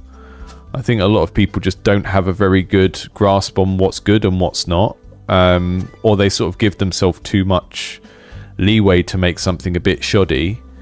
And yeah, so I just can't relate to that sort of person, because I've never been that sort of person. You know, I was making games for fun, or like making levels for games or modding games, doing stuff like that for like 2 decades before I ever made any money from doing game stuff. And when I made money from doing game stuff, it was from being employed by someone else, not taking my own thing to market, you know?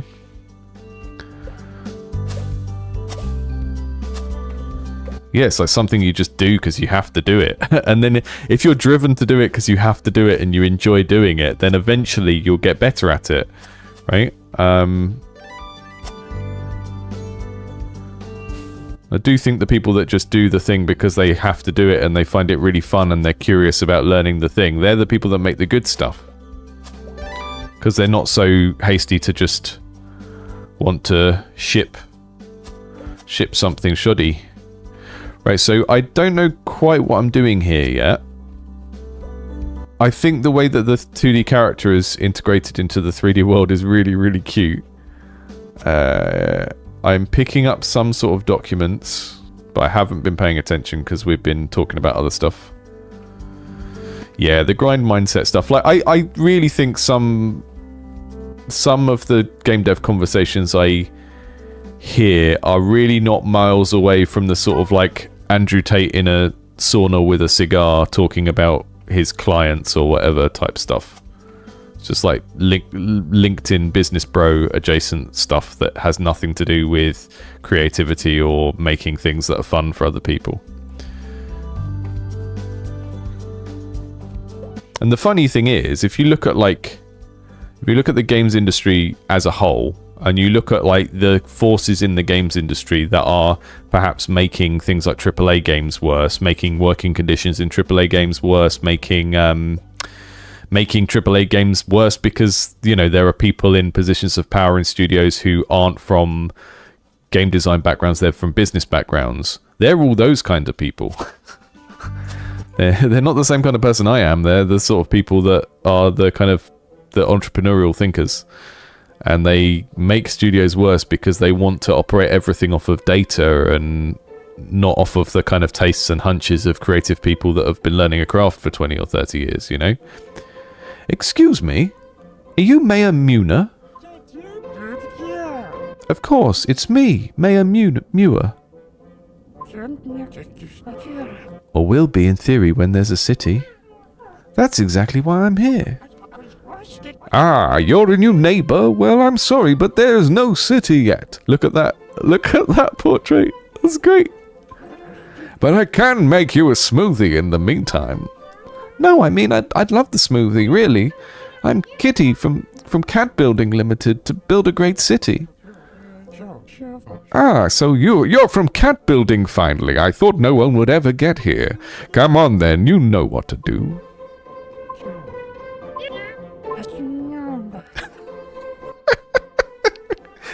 These little back and forth interactions with the audio cues are so good. What do I have to do? My ruin again. Oh right, building. Sorry, the blow I took earlier must have affected my little head. Unbelievable. Could things get any worse?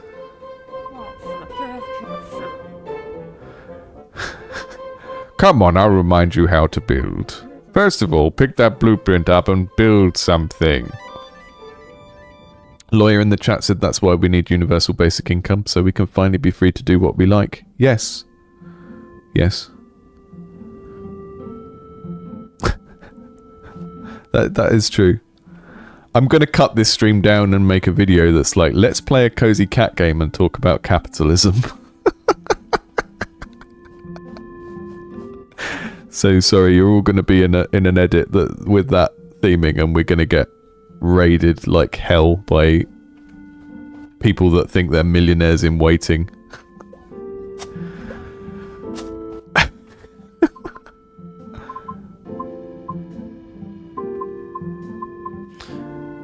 Yeah, a lot of people try and do data-driven design, and they just kind of try and make it say what they want it to say and justify what they want it to. The thing about data is it can only tell you about what's already happened. So with game design, you can make incremental tweaks to something and look at the data and see how it's changed. But you can't like predict what something you've never done is gonna, how that's gonna affect the data, because the data can only tell you about what's already happened.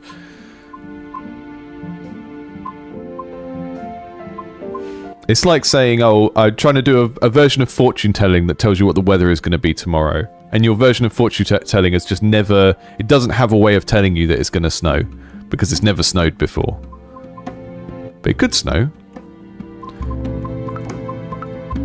What do I want to build?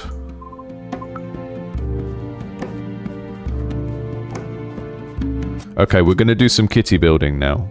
So that is the building I've got selected. I think it's a 3D building. It's quite hard to see the sort of dimensions of it when I've got it like this way.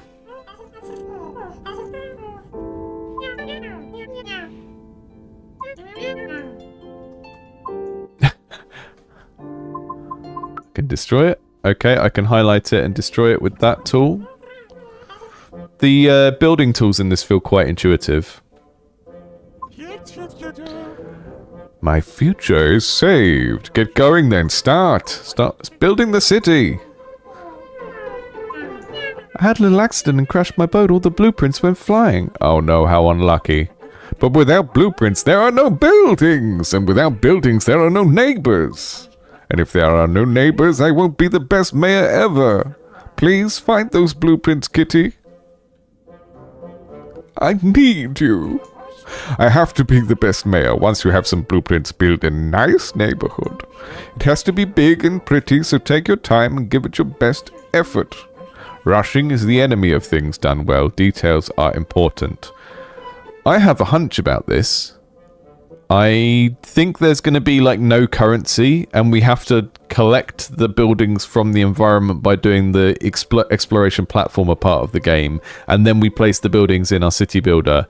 I might be wrong, there might be currency, but if not, that is a really, really smart way of creating a sort of reward investment loop, right? It's the most simple game loop you can have in any game.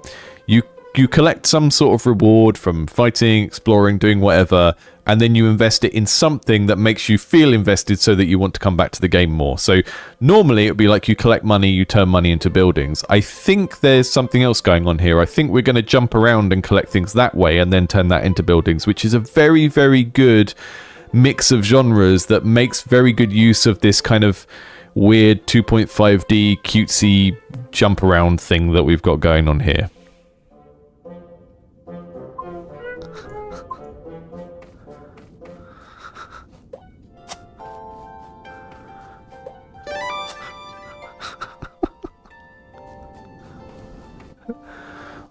Will just said looks like a girl game.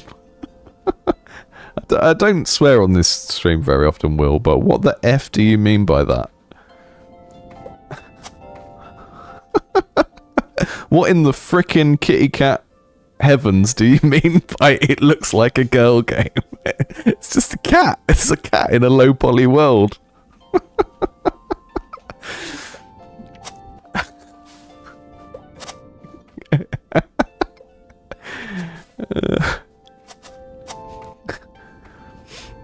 Guys, is it gay to like being a cat in a computer game?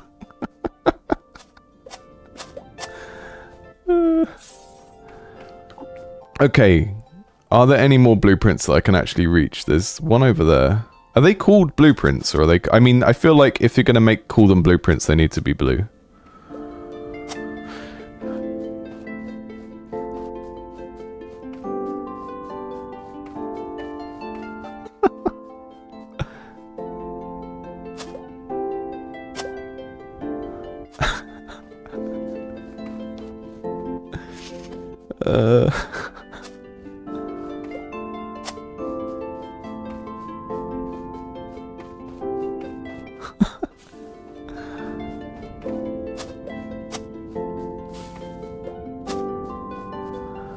Sometimes men's reactions to cozy games sometimes remind me of those memes you see of like dudes' bedrooms where it's just a mattress on the floor and a TV and like some oddly built configuration of beer cans. I will have no creature comforts in my world or in my mind.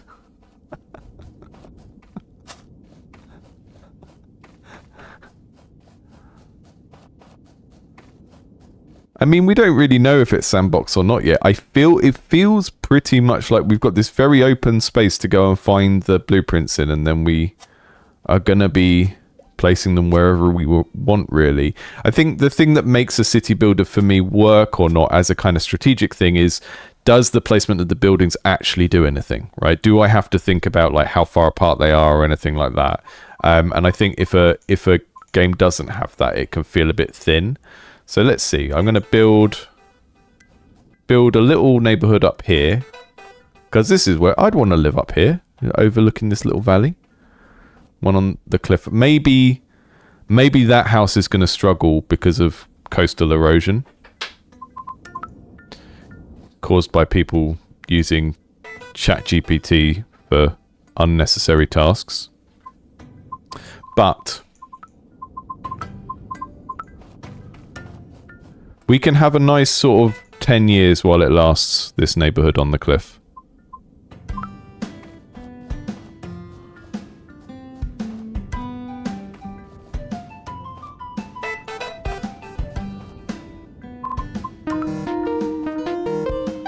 Look, it's got a lovely little, you can rotate with the mouse wheel and it does a nice spinny thing.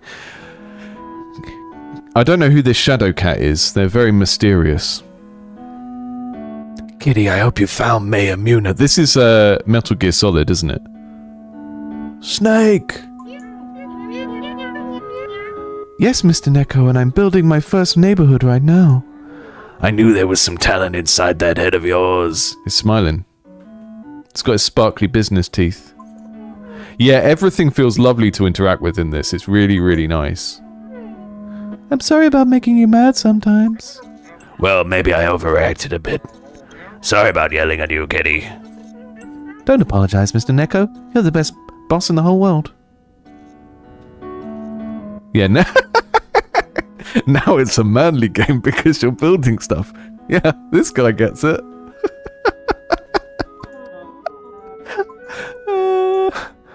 I've been playing Fallout 4 again recently because it is one of my comfort games, and I will defend to the death the idea that Fallout 4 is a cozy game. Because all the way through it, I'm just collecting stuff to build my little houses for my little dudes. And there is nothing more emotionally affecting than spending like 10 hours building a settlement and then seeing your people mown down by raiders as they come into the settlement. It's like I'm playing Stardew Valley, and then like a Binding of Isaac level happens where half of the villagers can die or something. It works really well though. Like, I think that the way that you get invested in a cozy game works very well when you pair it with horror or violence. It's one of the reasons I'm really excited for We Harvest Shadows, because I think the cozy parts in that game make the horror work very, very well from what I saw in the demo last year. So I'm very, very excited for that. Okay, let's skip some of the story stuff because I just want to build. When you finish, talk to Muna. It's giving us a good mix of like blocks of story, then free reign to just mess around and doodle with the tools. which is good. If you made this game and it was completely sandbox and it didn't have any of this character stuff, the problem would be that the people who are attracted to it would want the character stuff. They would want all the talking. And I quite like the way that the dialogue is written and stuff, but I don't want to read it all out on a stream right now because we've only got about like 20 minutes left. So there don't seem to be. I mean, it seems like you can build anything where there's enough grass. And you can't build something on a tree. Maybe you can demolish trees? Yeah, you can demolish trees as if they were things you'd built. Let's see if we can... we've got shortcuts for the categories using the 1 to 5 keys on the keyboard as well, which makes that quicker to use. Loads of lovely little quality of life stuff here that just works really nice. Mayor, I have built the first neighborhood already. Perfect. Now we only need the first Kitizens to arrive. Kitizens. Why isn't anyone coming? I truly have no idea. Of course, how can they land here without a lighthouse to guide them? Take this, Kitty. This is the blueprint to build a lighthouse. Okay, high place near the coast. At least now I'm kind of getting some guidance of like this has to go in this place, because if you don't have any of that, then it can start to get really meaningless of just building anything anywhere. Maybe some people like that, but it stops to feel like it stops feeling like a game and starts feeling like a toy. And I know that there is a space for that kind of stuff. That's what Tiny Glade is, as far as I'm aware. I haven't played Tiny Glade, but so there's some sparkly blueprints over there, and that looks like it could be a place for a good place for a lighthouse. So let's see if I can get up there. I don't think I can jump that high, so maybe I have to go round. And yeah, it would be good, like someone said in the chat, it would be good if there's some element of like building things to get to places. It's kind of like in Animal Crossing where you have inaccessible places and then you build like you build little bridges to get to them. Maybe, yeah, we're gonna do the platforming and the city building together. Ah, yes, that's great. I put a house there, and then I use the house to get up. But now someone has to live on this precarious cliff.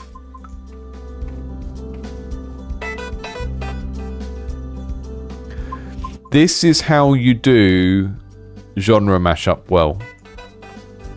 You know, if you say, I want to make a 3D platformer cross with a city building game, this is exactly how you execute on that idea. Because the core mechanics of both of those things are very, very tightly bound together in a way that absolutely makes sense.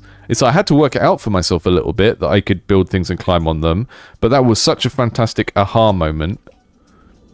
Ah! Maybe we need one more building. Can I build a house on a house?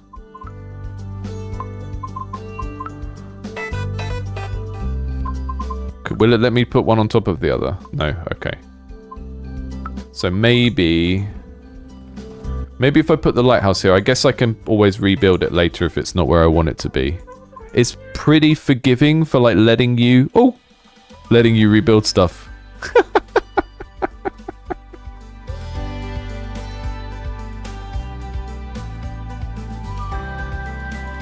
That cutscene there is kind of what I was talking about with Paperlands, where if you go cartoony, you kind of want everything to be exaggerated and over the top to some degree, and don't make anything too subtle. And that like arrival of all of the cats was a perfect example of that.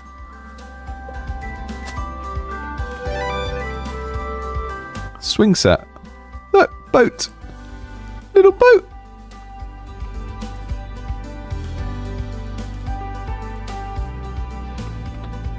Right, I don't want anyone to live up here. I think this is a silly place to live. Sorry, guys.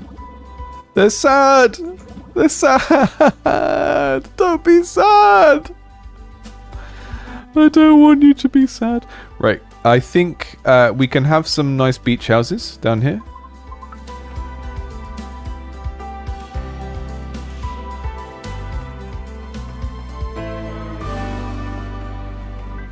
Where would it be nice to live round here?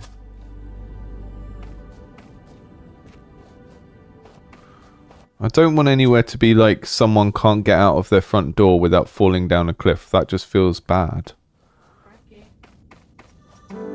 How about... Yeah, this seems like a nice area. That's a nice ocean view there. You can go there. And we'll have some bigger buildings here where there's lots of space.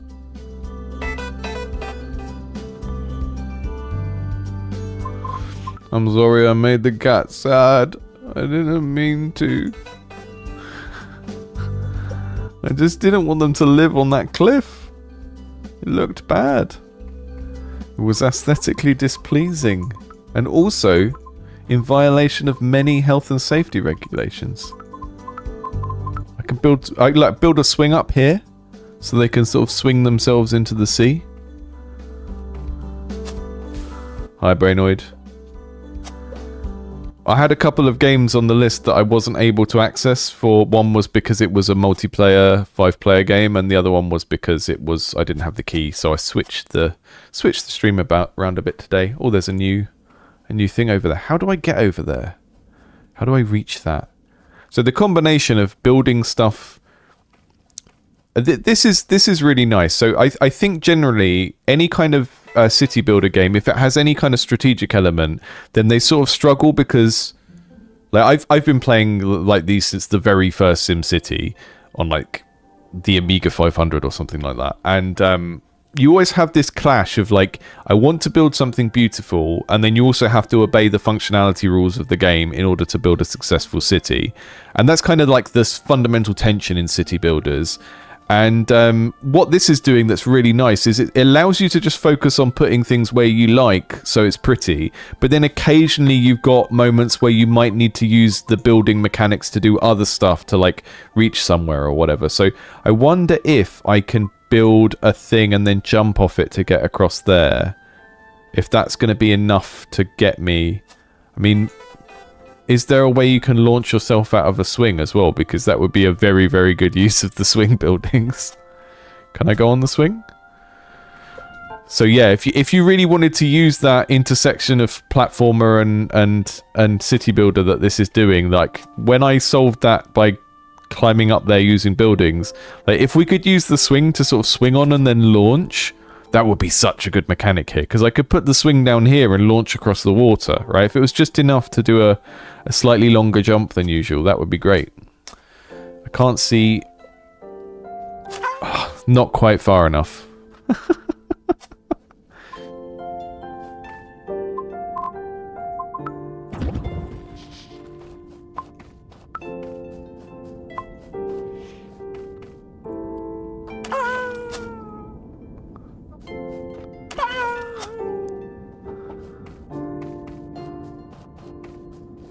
I don't think I can get to that one from this side. I think they're teasing me and they're showing me it from here, but the actual solution is like going around some really long way, probably. I don't know if you can... I can't build sea houses.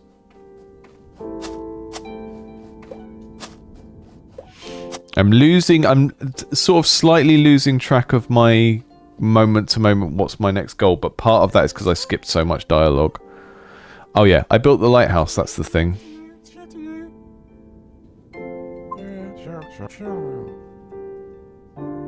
Yeah, I like placing things in a nice way, and it's sort of annoying when a game is too strict about what it wants you to do because of the functionality. But if you don't have any functionality rules, then it just becomes a toy where you're just drawing with objects, you know?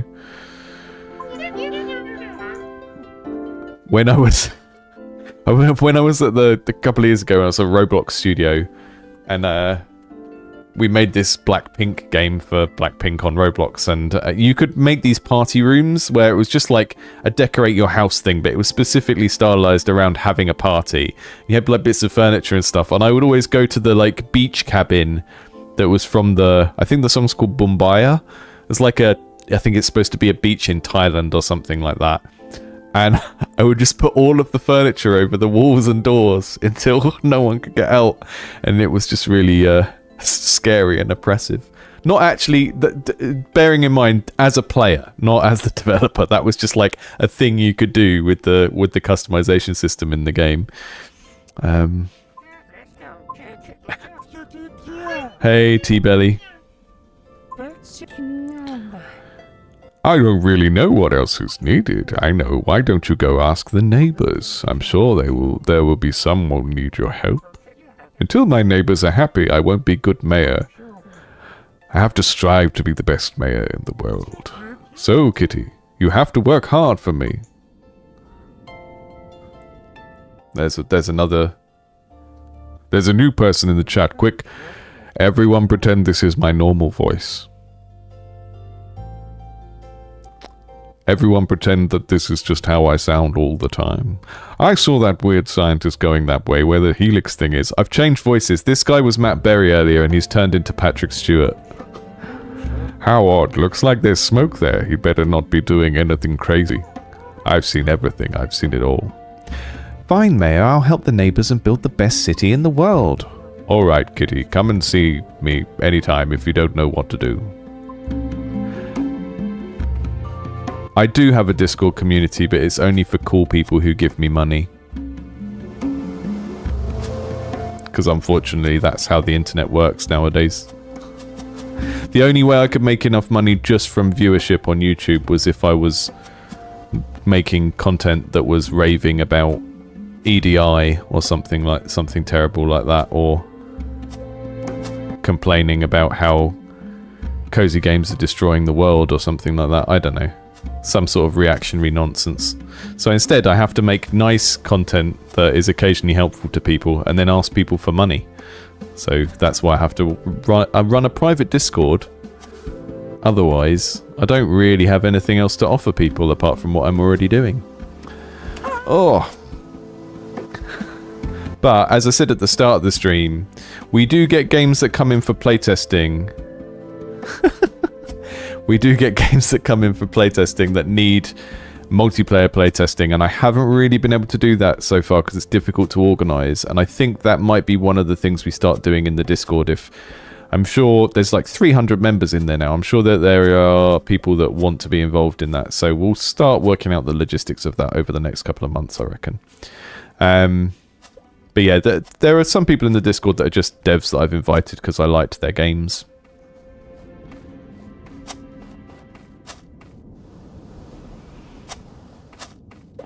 You know, I spent like 4 or 5 years, or longer really, if I count some of this time before that, teaching sort of absolute beginners game design and development, and I really didn't want to go back to doing that again. Like, someone's got to do it. It's a good thing to do.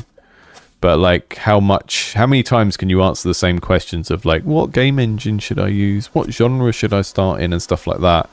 So I set something up where I could just deliberately work with people that are already doing things and just want help making it better. So a lot of what I do isn't... Sometimes we just goof off and play. Like, occasionally when I get a game on like this on a stream, it's like I don't really have any criticism of this, apart from that it's easy to forget what you're doing because we don't have a very clear next goal thing on this. But sometimes we just get to goof off because the game doesn't need a thorough criticism because it's pretty good. I think there's some... I think one like visual style thing I would maybe think about with this is if you look at the screen now, it's very hard to see where the edges of this layer are and that bit down there is. And there's a few easy fixes for that. Maybe it's like having alternating shades of green depending on where you are in the height map. So it's very easy to see that this is on a higher plane than that. And I know earlier I was kind of saying how good the limited color palette is on this, but I think there are points where you need to be able to see the edges of the things you're standing on because it gets a bit visually confusing with the different heights and the same color. There's nothing behind the waterfall. That's the worst thing ever. Right, is there anything else I can build right now that helps me get to a new place? Because I don't seem to be able to get beyond here. And there's stuff. There's a shiny over there to get. You see that spinning beige thing? It's not very easy to make out when it's small.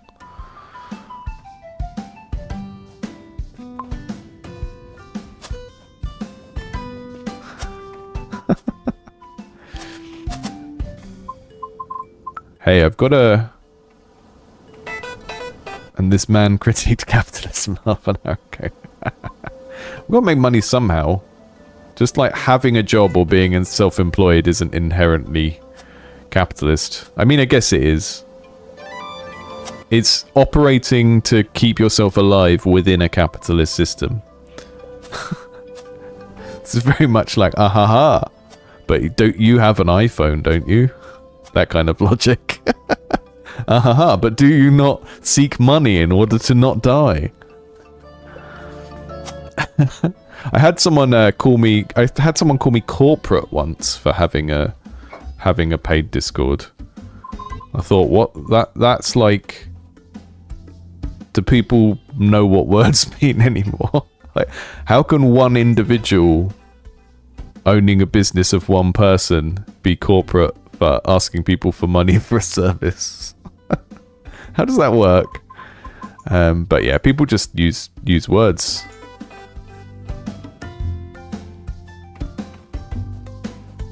People still own stuff under socialism. The idea that people don't own anything under socialism is like Red Scare stuff.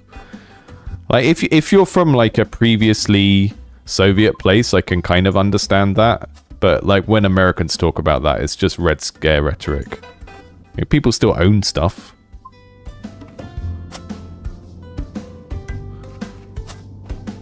People do use words. There is the account. If anyone can see the account in the chat, say like you play it. That is the podcast that me and Ibby do. That is like our games and language podcasts, where we mostly get confused about games and how they use language, or games about language and stuff like that. Next episode is going to be about Blueprints, because that has loads of language jokes and puns in it. So if you've played Blueprints, we're going to spoiler the whole thing.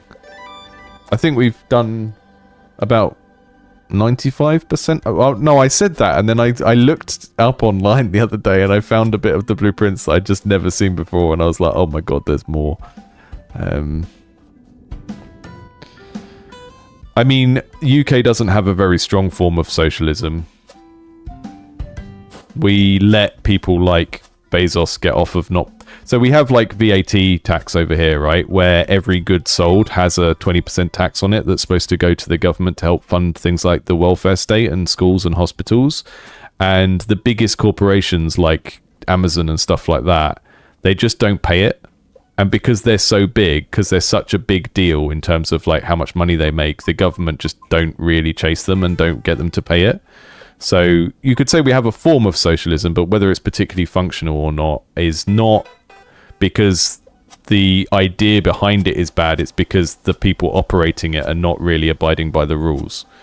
Because if anyone in the UK ever says, oh, you know, this should be spent on schools and hospitals, yeah, it's like, well, every good that is bought in the UK has a tax on it that we already pay when we buy that good. When we trade that good, someone already pays that tax. The consumer already pays that tax. And then at the moment, a lot of it's being held by the owners of companies like Amazon because they just refuse to pay that VAT bill to the government, and they get away with it. And no one dares to properly do anything about it. So if you think that that's like some of the biggest traders in the country, and 20% of the price of any good they sell is supposed to go towards funding like care for sick people or education for people or emergency services and stuff, and it doesn't, because, you know, Jeffrey Bezos needs more head polish. So he hasn't got enough money already. He needs more.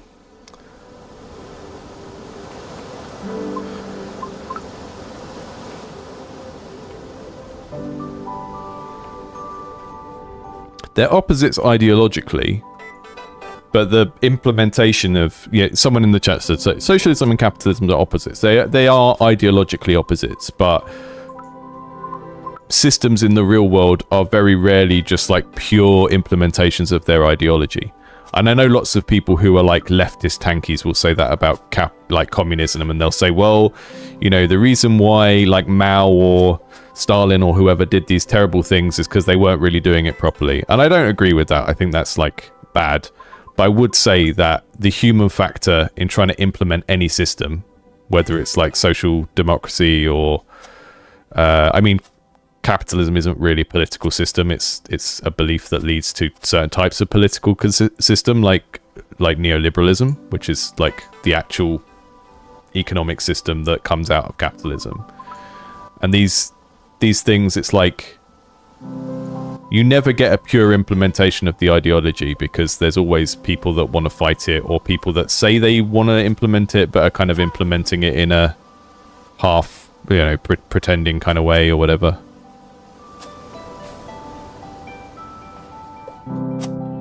Look at all these cats. Look at all these work-shy cats. Look at them. Look at them. They've got universal basic income, and look.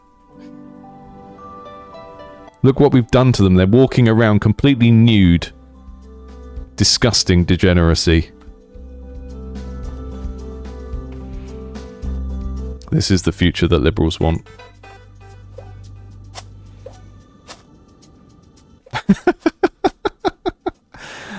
Yes. I didn't really think about my RV placement. It's a bit hazardous, isn't it?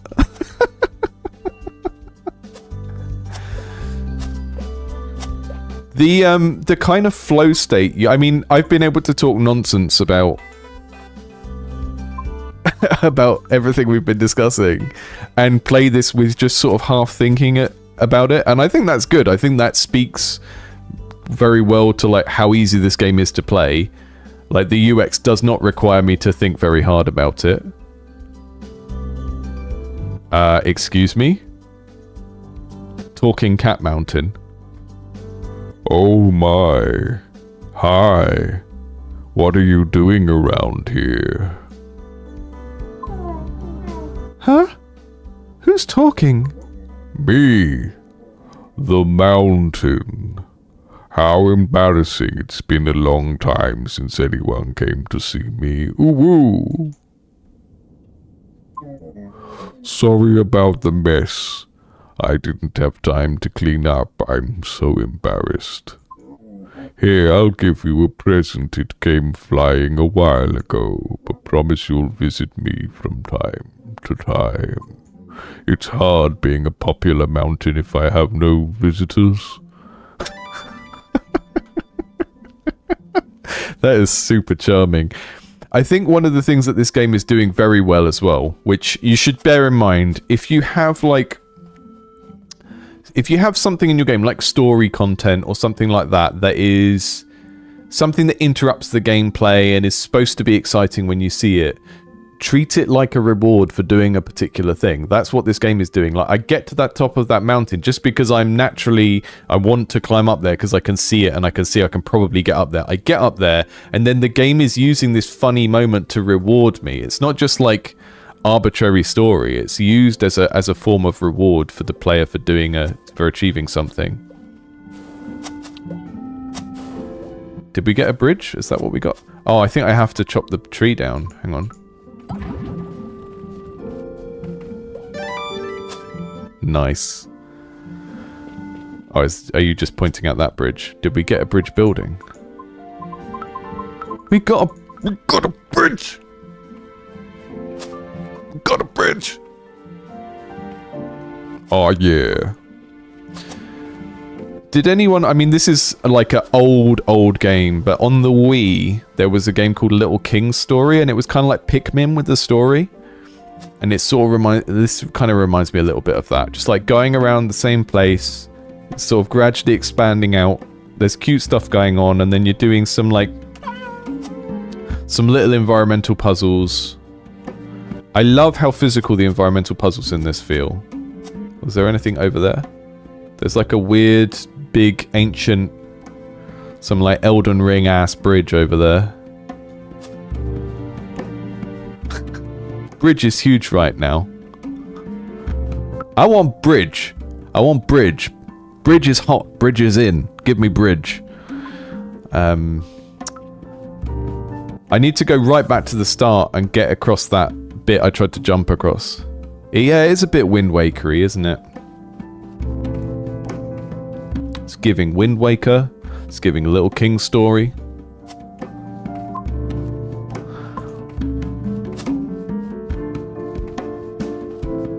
How do I get back? Am I going to have to create a beach house in an unlivable location in order to get back?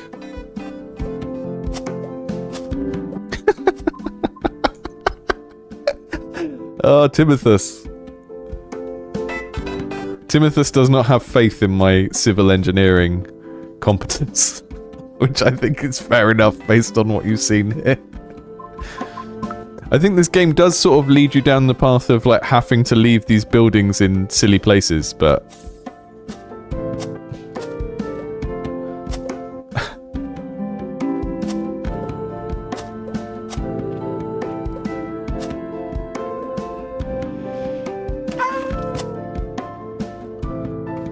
excuse me? You're breaking health and safety regulations. You're on the building without your helmet on. I don't know if you've noticed it, but those like kitty paw plants make you do a little speed boost when you go through them, so you can like do a little run jump thing. That's very nice.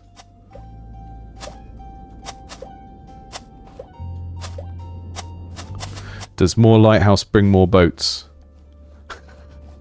I'm not going to do the thing that I could do at this stage because I'll get misinterpreted of like pretending to be a UK reform person going on about the boat people, but you can go and watch a Stuart Lee bit about that if you need to. I know it will get misinterpreted by... It will get misinterpreted by the kind of people that use Pepe frogs as punctuation in every sentence. Hello. What's going on here?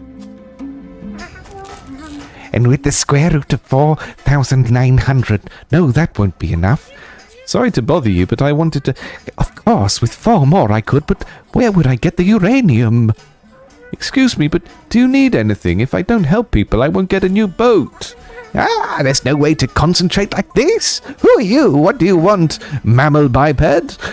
I'm sorry, I didn't mean to. Can't you see I'm busy? I need H2O urgently, and I don't know where to obtain it. So either get me some H2O or leave me alone, stupid Felis Silvestrus Catus. Without a refrigerator to inject the engine, the helix will overheat and all my work will go to waste. There's this type of writing that people often do when they try and write like a smart character, like a wizard or a scientist. And sometimes it's done accidentally, where they just sort of badly use long terminology, but they've done it very well here for like comic effect. He wants some water.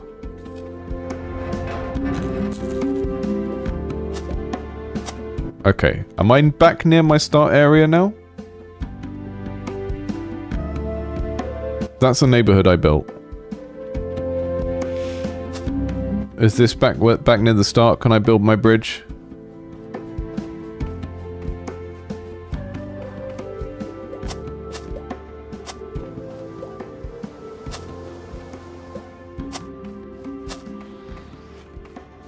Can I build bridges over these bits as well?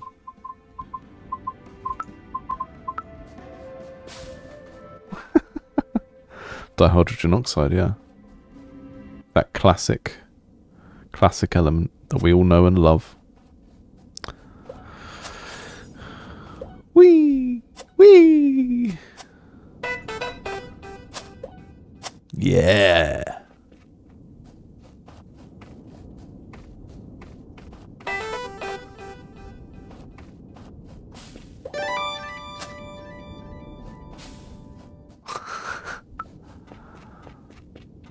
I need to log off soon, but this is very pleasurable.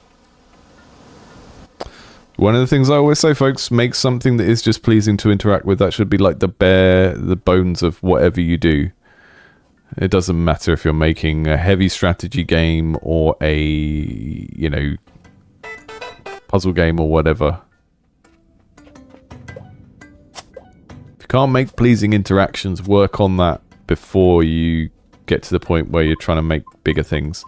I think one of the things that people don't get about the make small games advice is we're not telling you to make a small game because small games are like inherently better or something. It's just that you need to learn to polish all these interactions and stuff before you try and make something bigger, because most of the time when people try to make big games early on, they just are grossly unpolished, because the more stuff you put in, the less you're going to polish each individual part. And it's like, by all means make a big game if you want to make a big game, but if you're not going to properly polish it, every part of it, then you may as well not make it. Do I need a tool building there, or can I put one of those? Have you got a permit? What's this? A windmill? Oh, that's nice.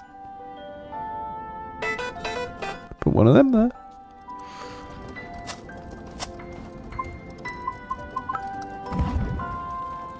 This will be Windmill Hill.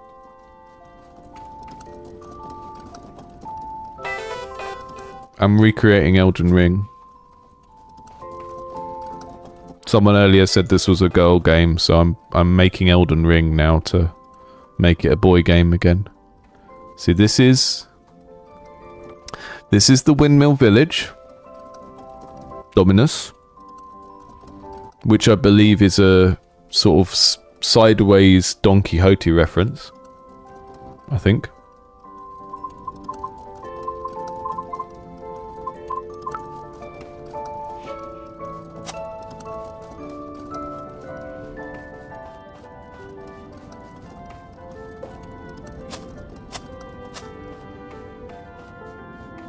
Yeah, the UI has got just too much pinky red colour in it for it to be a boys' game. Don Quixote was the actual first commentary on social media, because it was about people that like to tilt at windmills. Do people use that phrase anymore? I remember the first time I heard someone using that phrase, they say, "You're tilting at windmills." And I was like, why are you using an idiom that requires me to actually know what happens in Don Quixote to...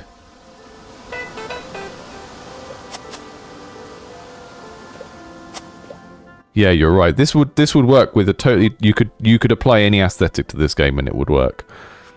I think the only time when this like graphic style falls down is when I can't tell the green parts apart, but I think it's reasonably clear most of the time. I would say the place where the visual clarity breaks down a little bit is, you see this dark green edge around here. I think if that was pulled back a tiny bit further so that we could see the lip of it when we're looking this way, it would help to make some of the very grassy, hilly areas a lot more legible. Ah, look, there they are down there. On the leper colony. It's a heart. That's nice. That little island's a heart, but the people on it can't get off. And that's fine. They know what they did.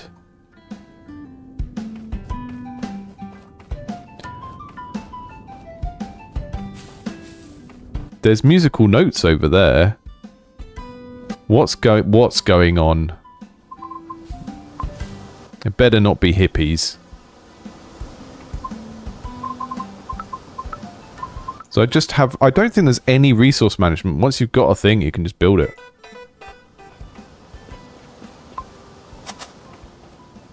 I will never build a bridge to the Heart Island. They know what they did.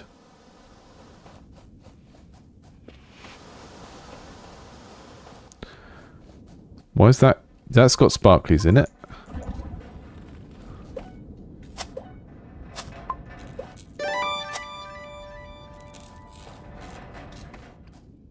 My little ski resort I built earlier. Very nice. Very nice place to go with the family.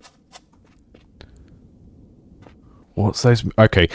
I'm going to try and get to the musical notes before we finish the stream, because they're going to bug me. I want to know what they are. And it better not be hippies.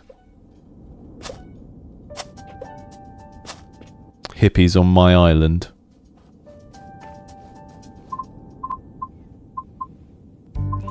Will the game lag or crash if you build too much? I don't know. Maybe. any game will lag or crash if you build too much. It's just whether or not they've put anything in place to stop it, I guess.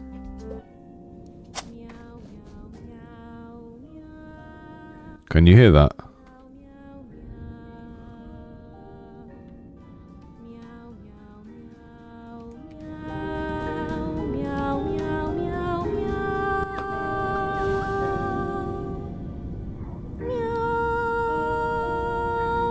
There's this... There's a meow meow song. It's those musical notes.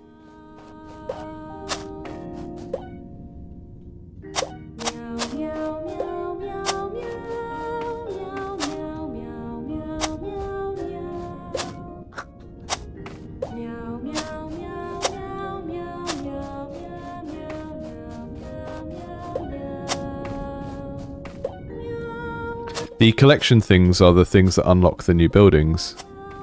So I think one of my game design concerns with this would be that the amount of things to build needs to be very expandable, because you're gonna like run out of stuff very quickly with the way that the game is structured. But I mean, we've got what? We've got a 3x5 grid, so each of these has 15 on it. And then there's these that we can't get to.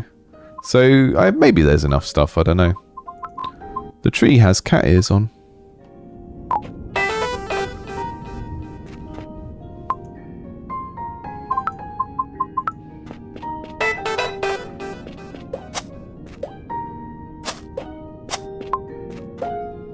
What's going on up here? Excuse me?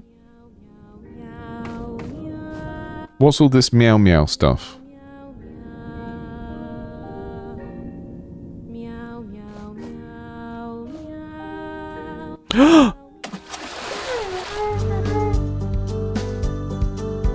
That was a mermaid of some description. Saw it for a second and then it went away. What was that? It was a marvelous voice. Hey, wait, I only want to know if you need help with anything. Do you need help? There's a mermaid.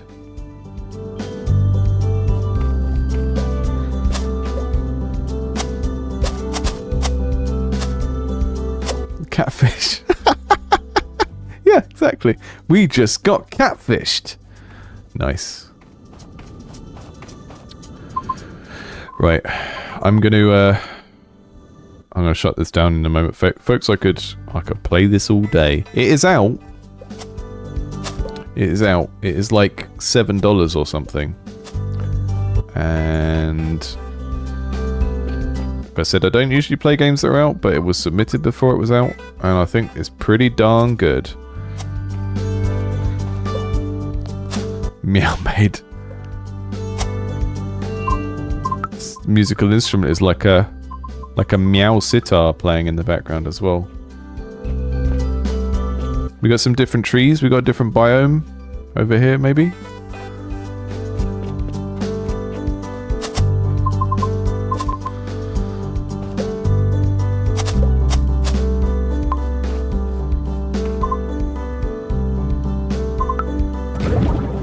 It's okay to be an amateur.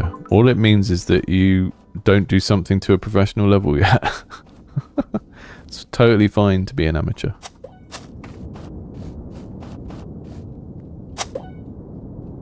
People use it as an insult, even though it's just a should be quite a neutral description of just different ways of doing something, whether you're professional at it or not yet. But people use it as an insult. That's why people got so upset about that deprofessionalization of games article recently, because people were saying like, people are saying these indie devs are not professional. It's like, no, professional just means what they're complaining about is that if all of these Balatros and stuff do really well, and then people are going on that Claire Obscura was made by 30 people, which it wasn't. It's like a exaggeration because there's outsourcing involved. When that article about deprofessionalization came out, it wasn't saying, oh, it's bad that these indie devs aren't professional. It was saying it's bad that the games industry has gotten so bad that the best games are being made by people that have no job security and no pensions and stuff like that. That's what we mean by deprofessionalization. The games industry went from a cottage industry to a professional industry in which you had like proper companies with HR departments and people had pensions and stuff like that. And now that is slowly being dismantled by all these layoffs. And that is leading to a situation where the best games are being made by like very skilled hobbyists. And no one's complaining about those games or those game makers. They're just saying it's indicative of the fall of the commercial games industry to some degree. Let's have another lighthouse that's just hanging off the edge. That's not very good. Right, folks. Thanks for popping in. It's good to see you all in the chat today. And remember... Meow, meow, meow. Meow, meow, meow, meow, meow.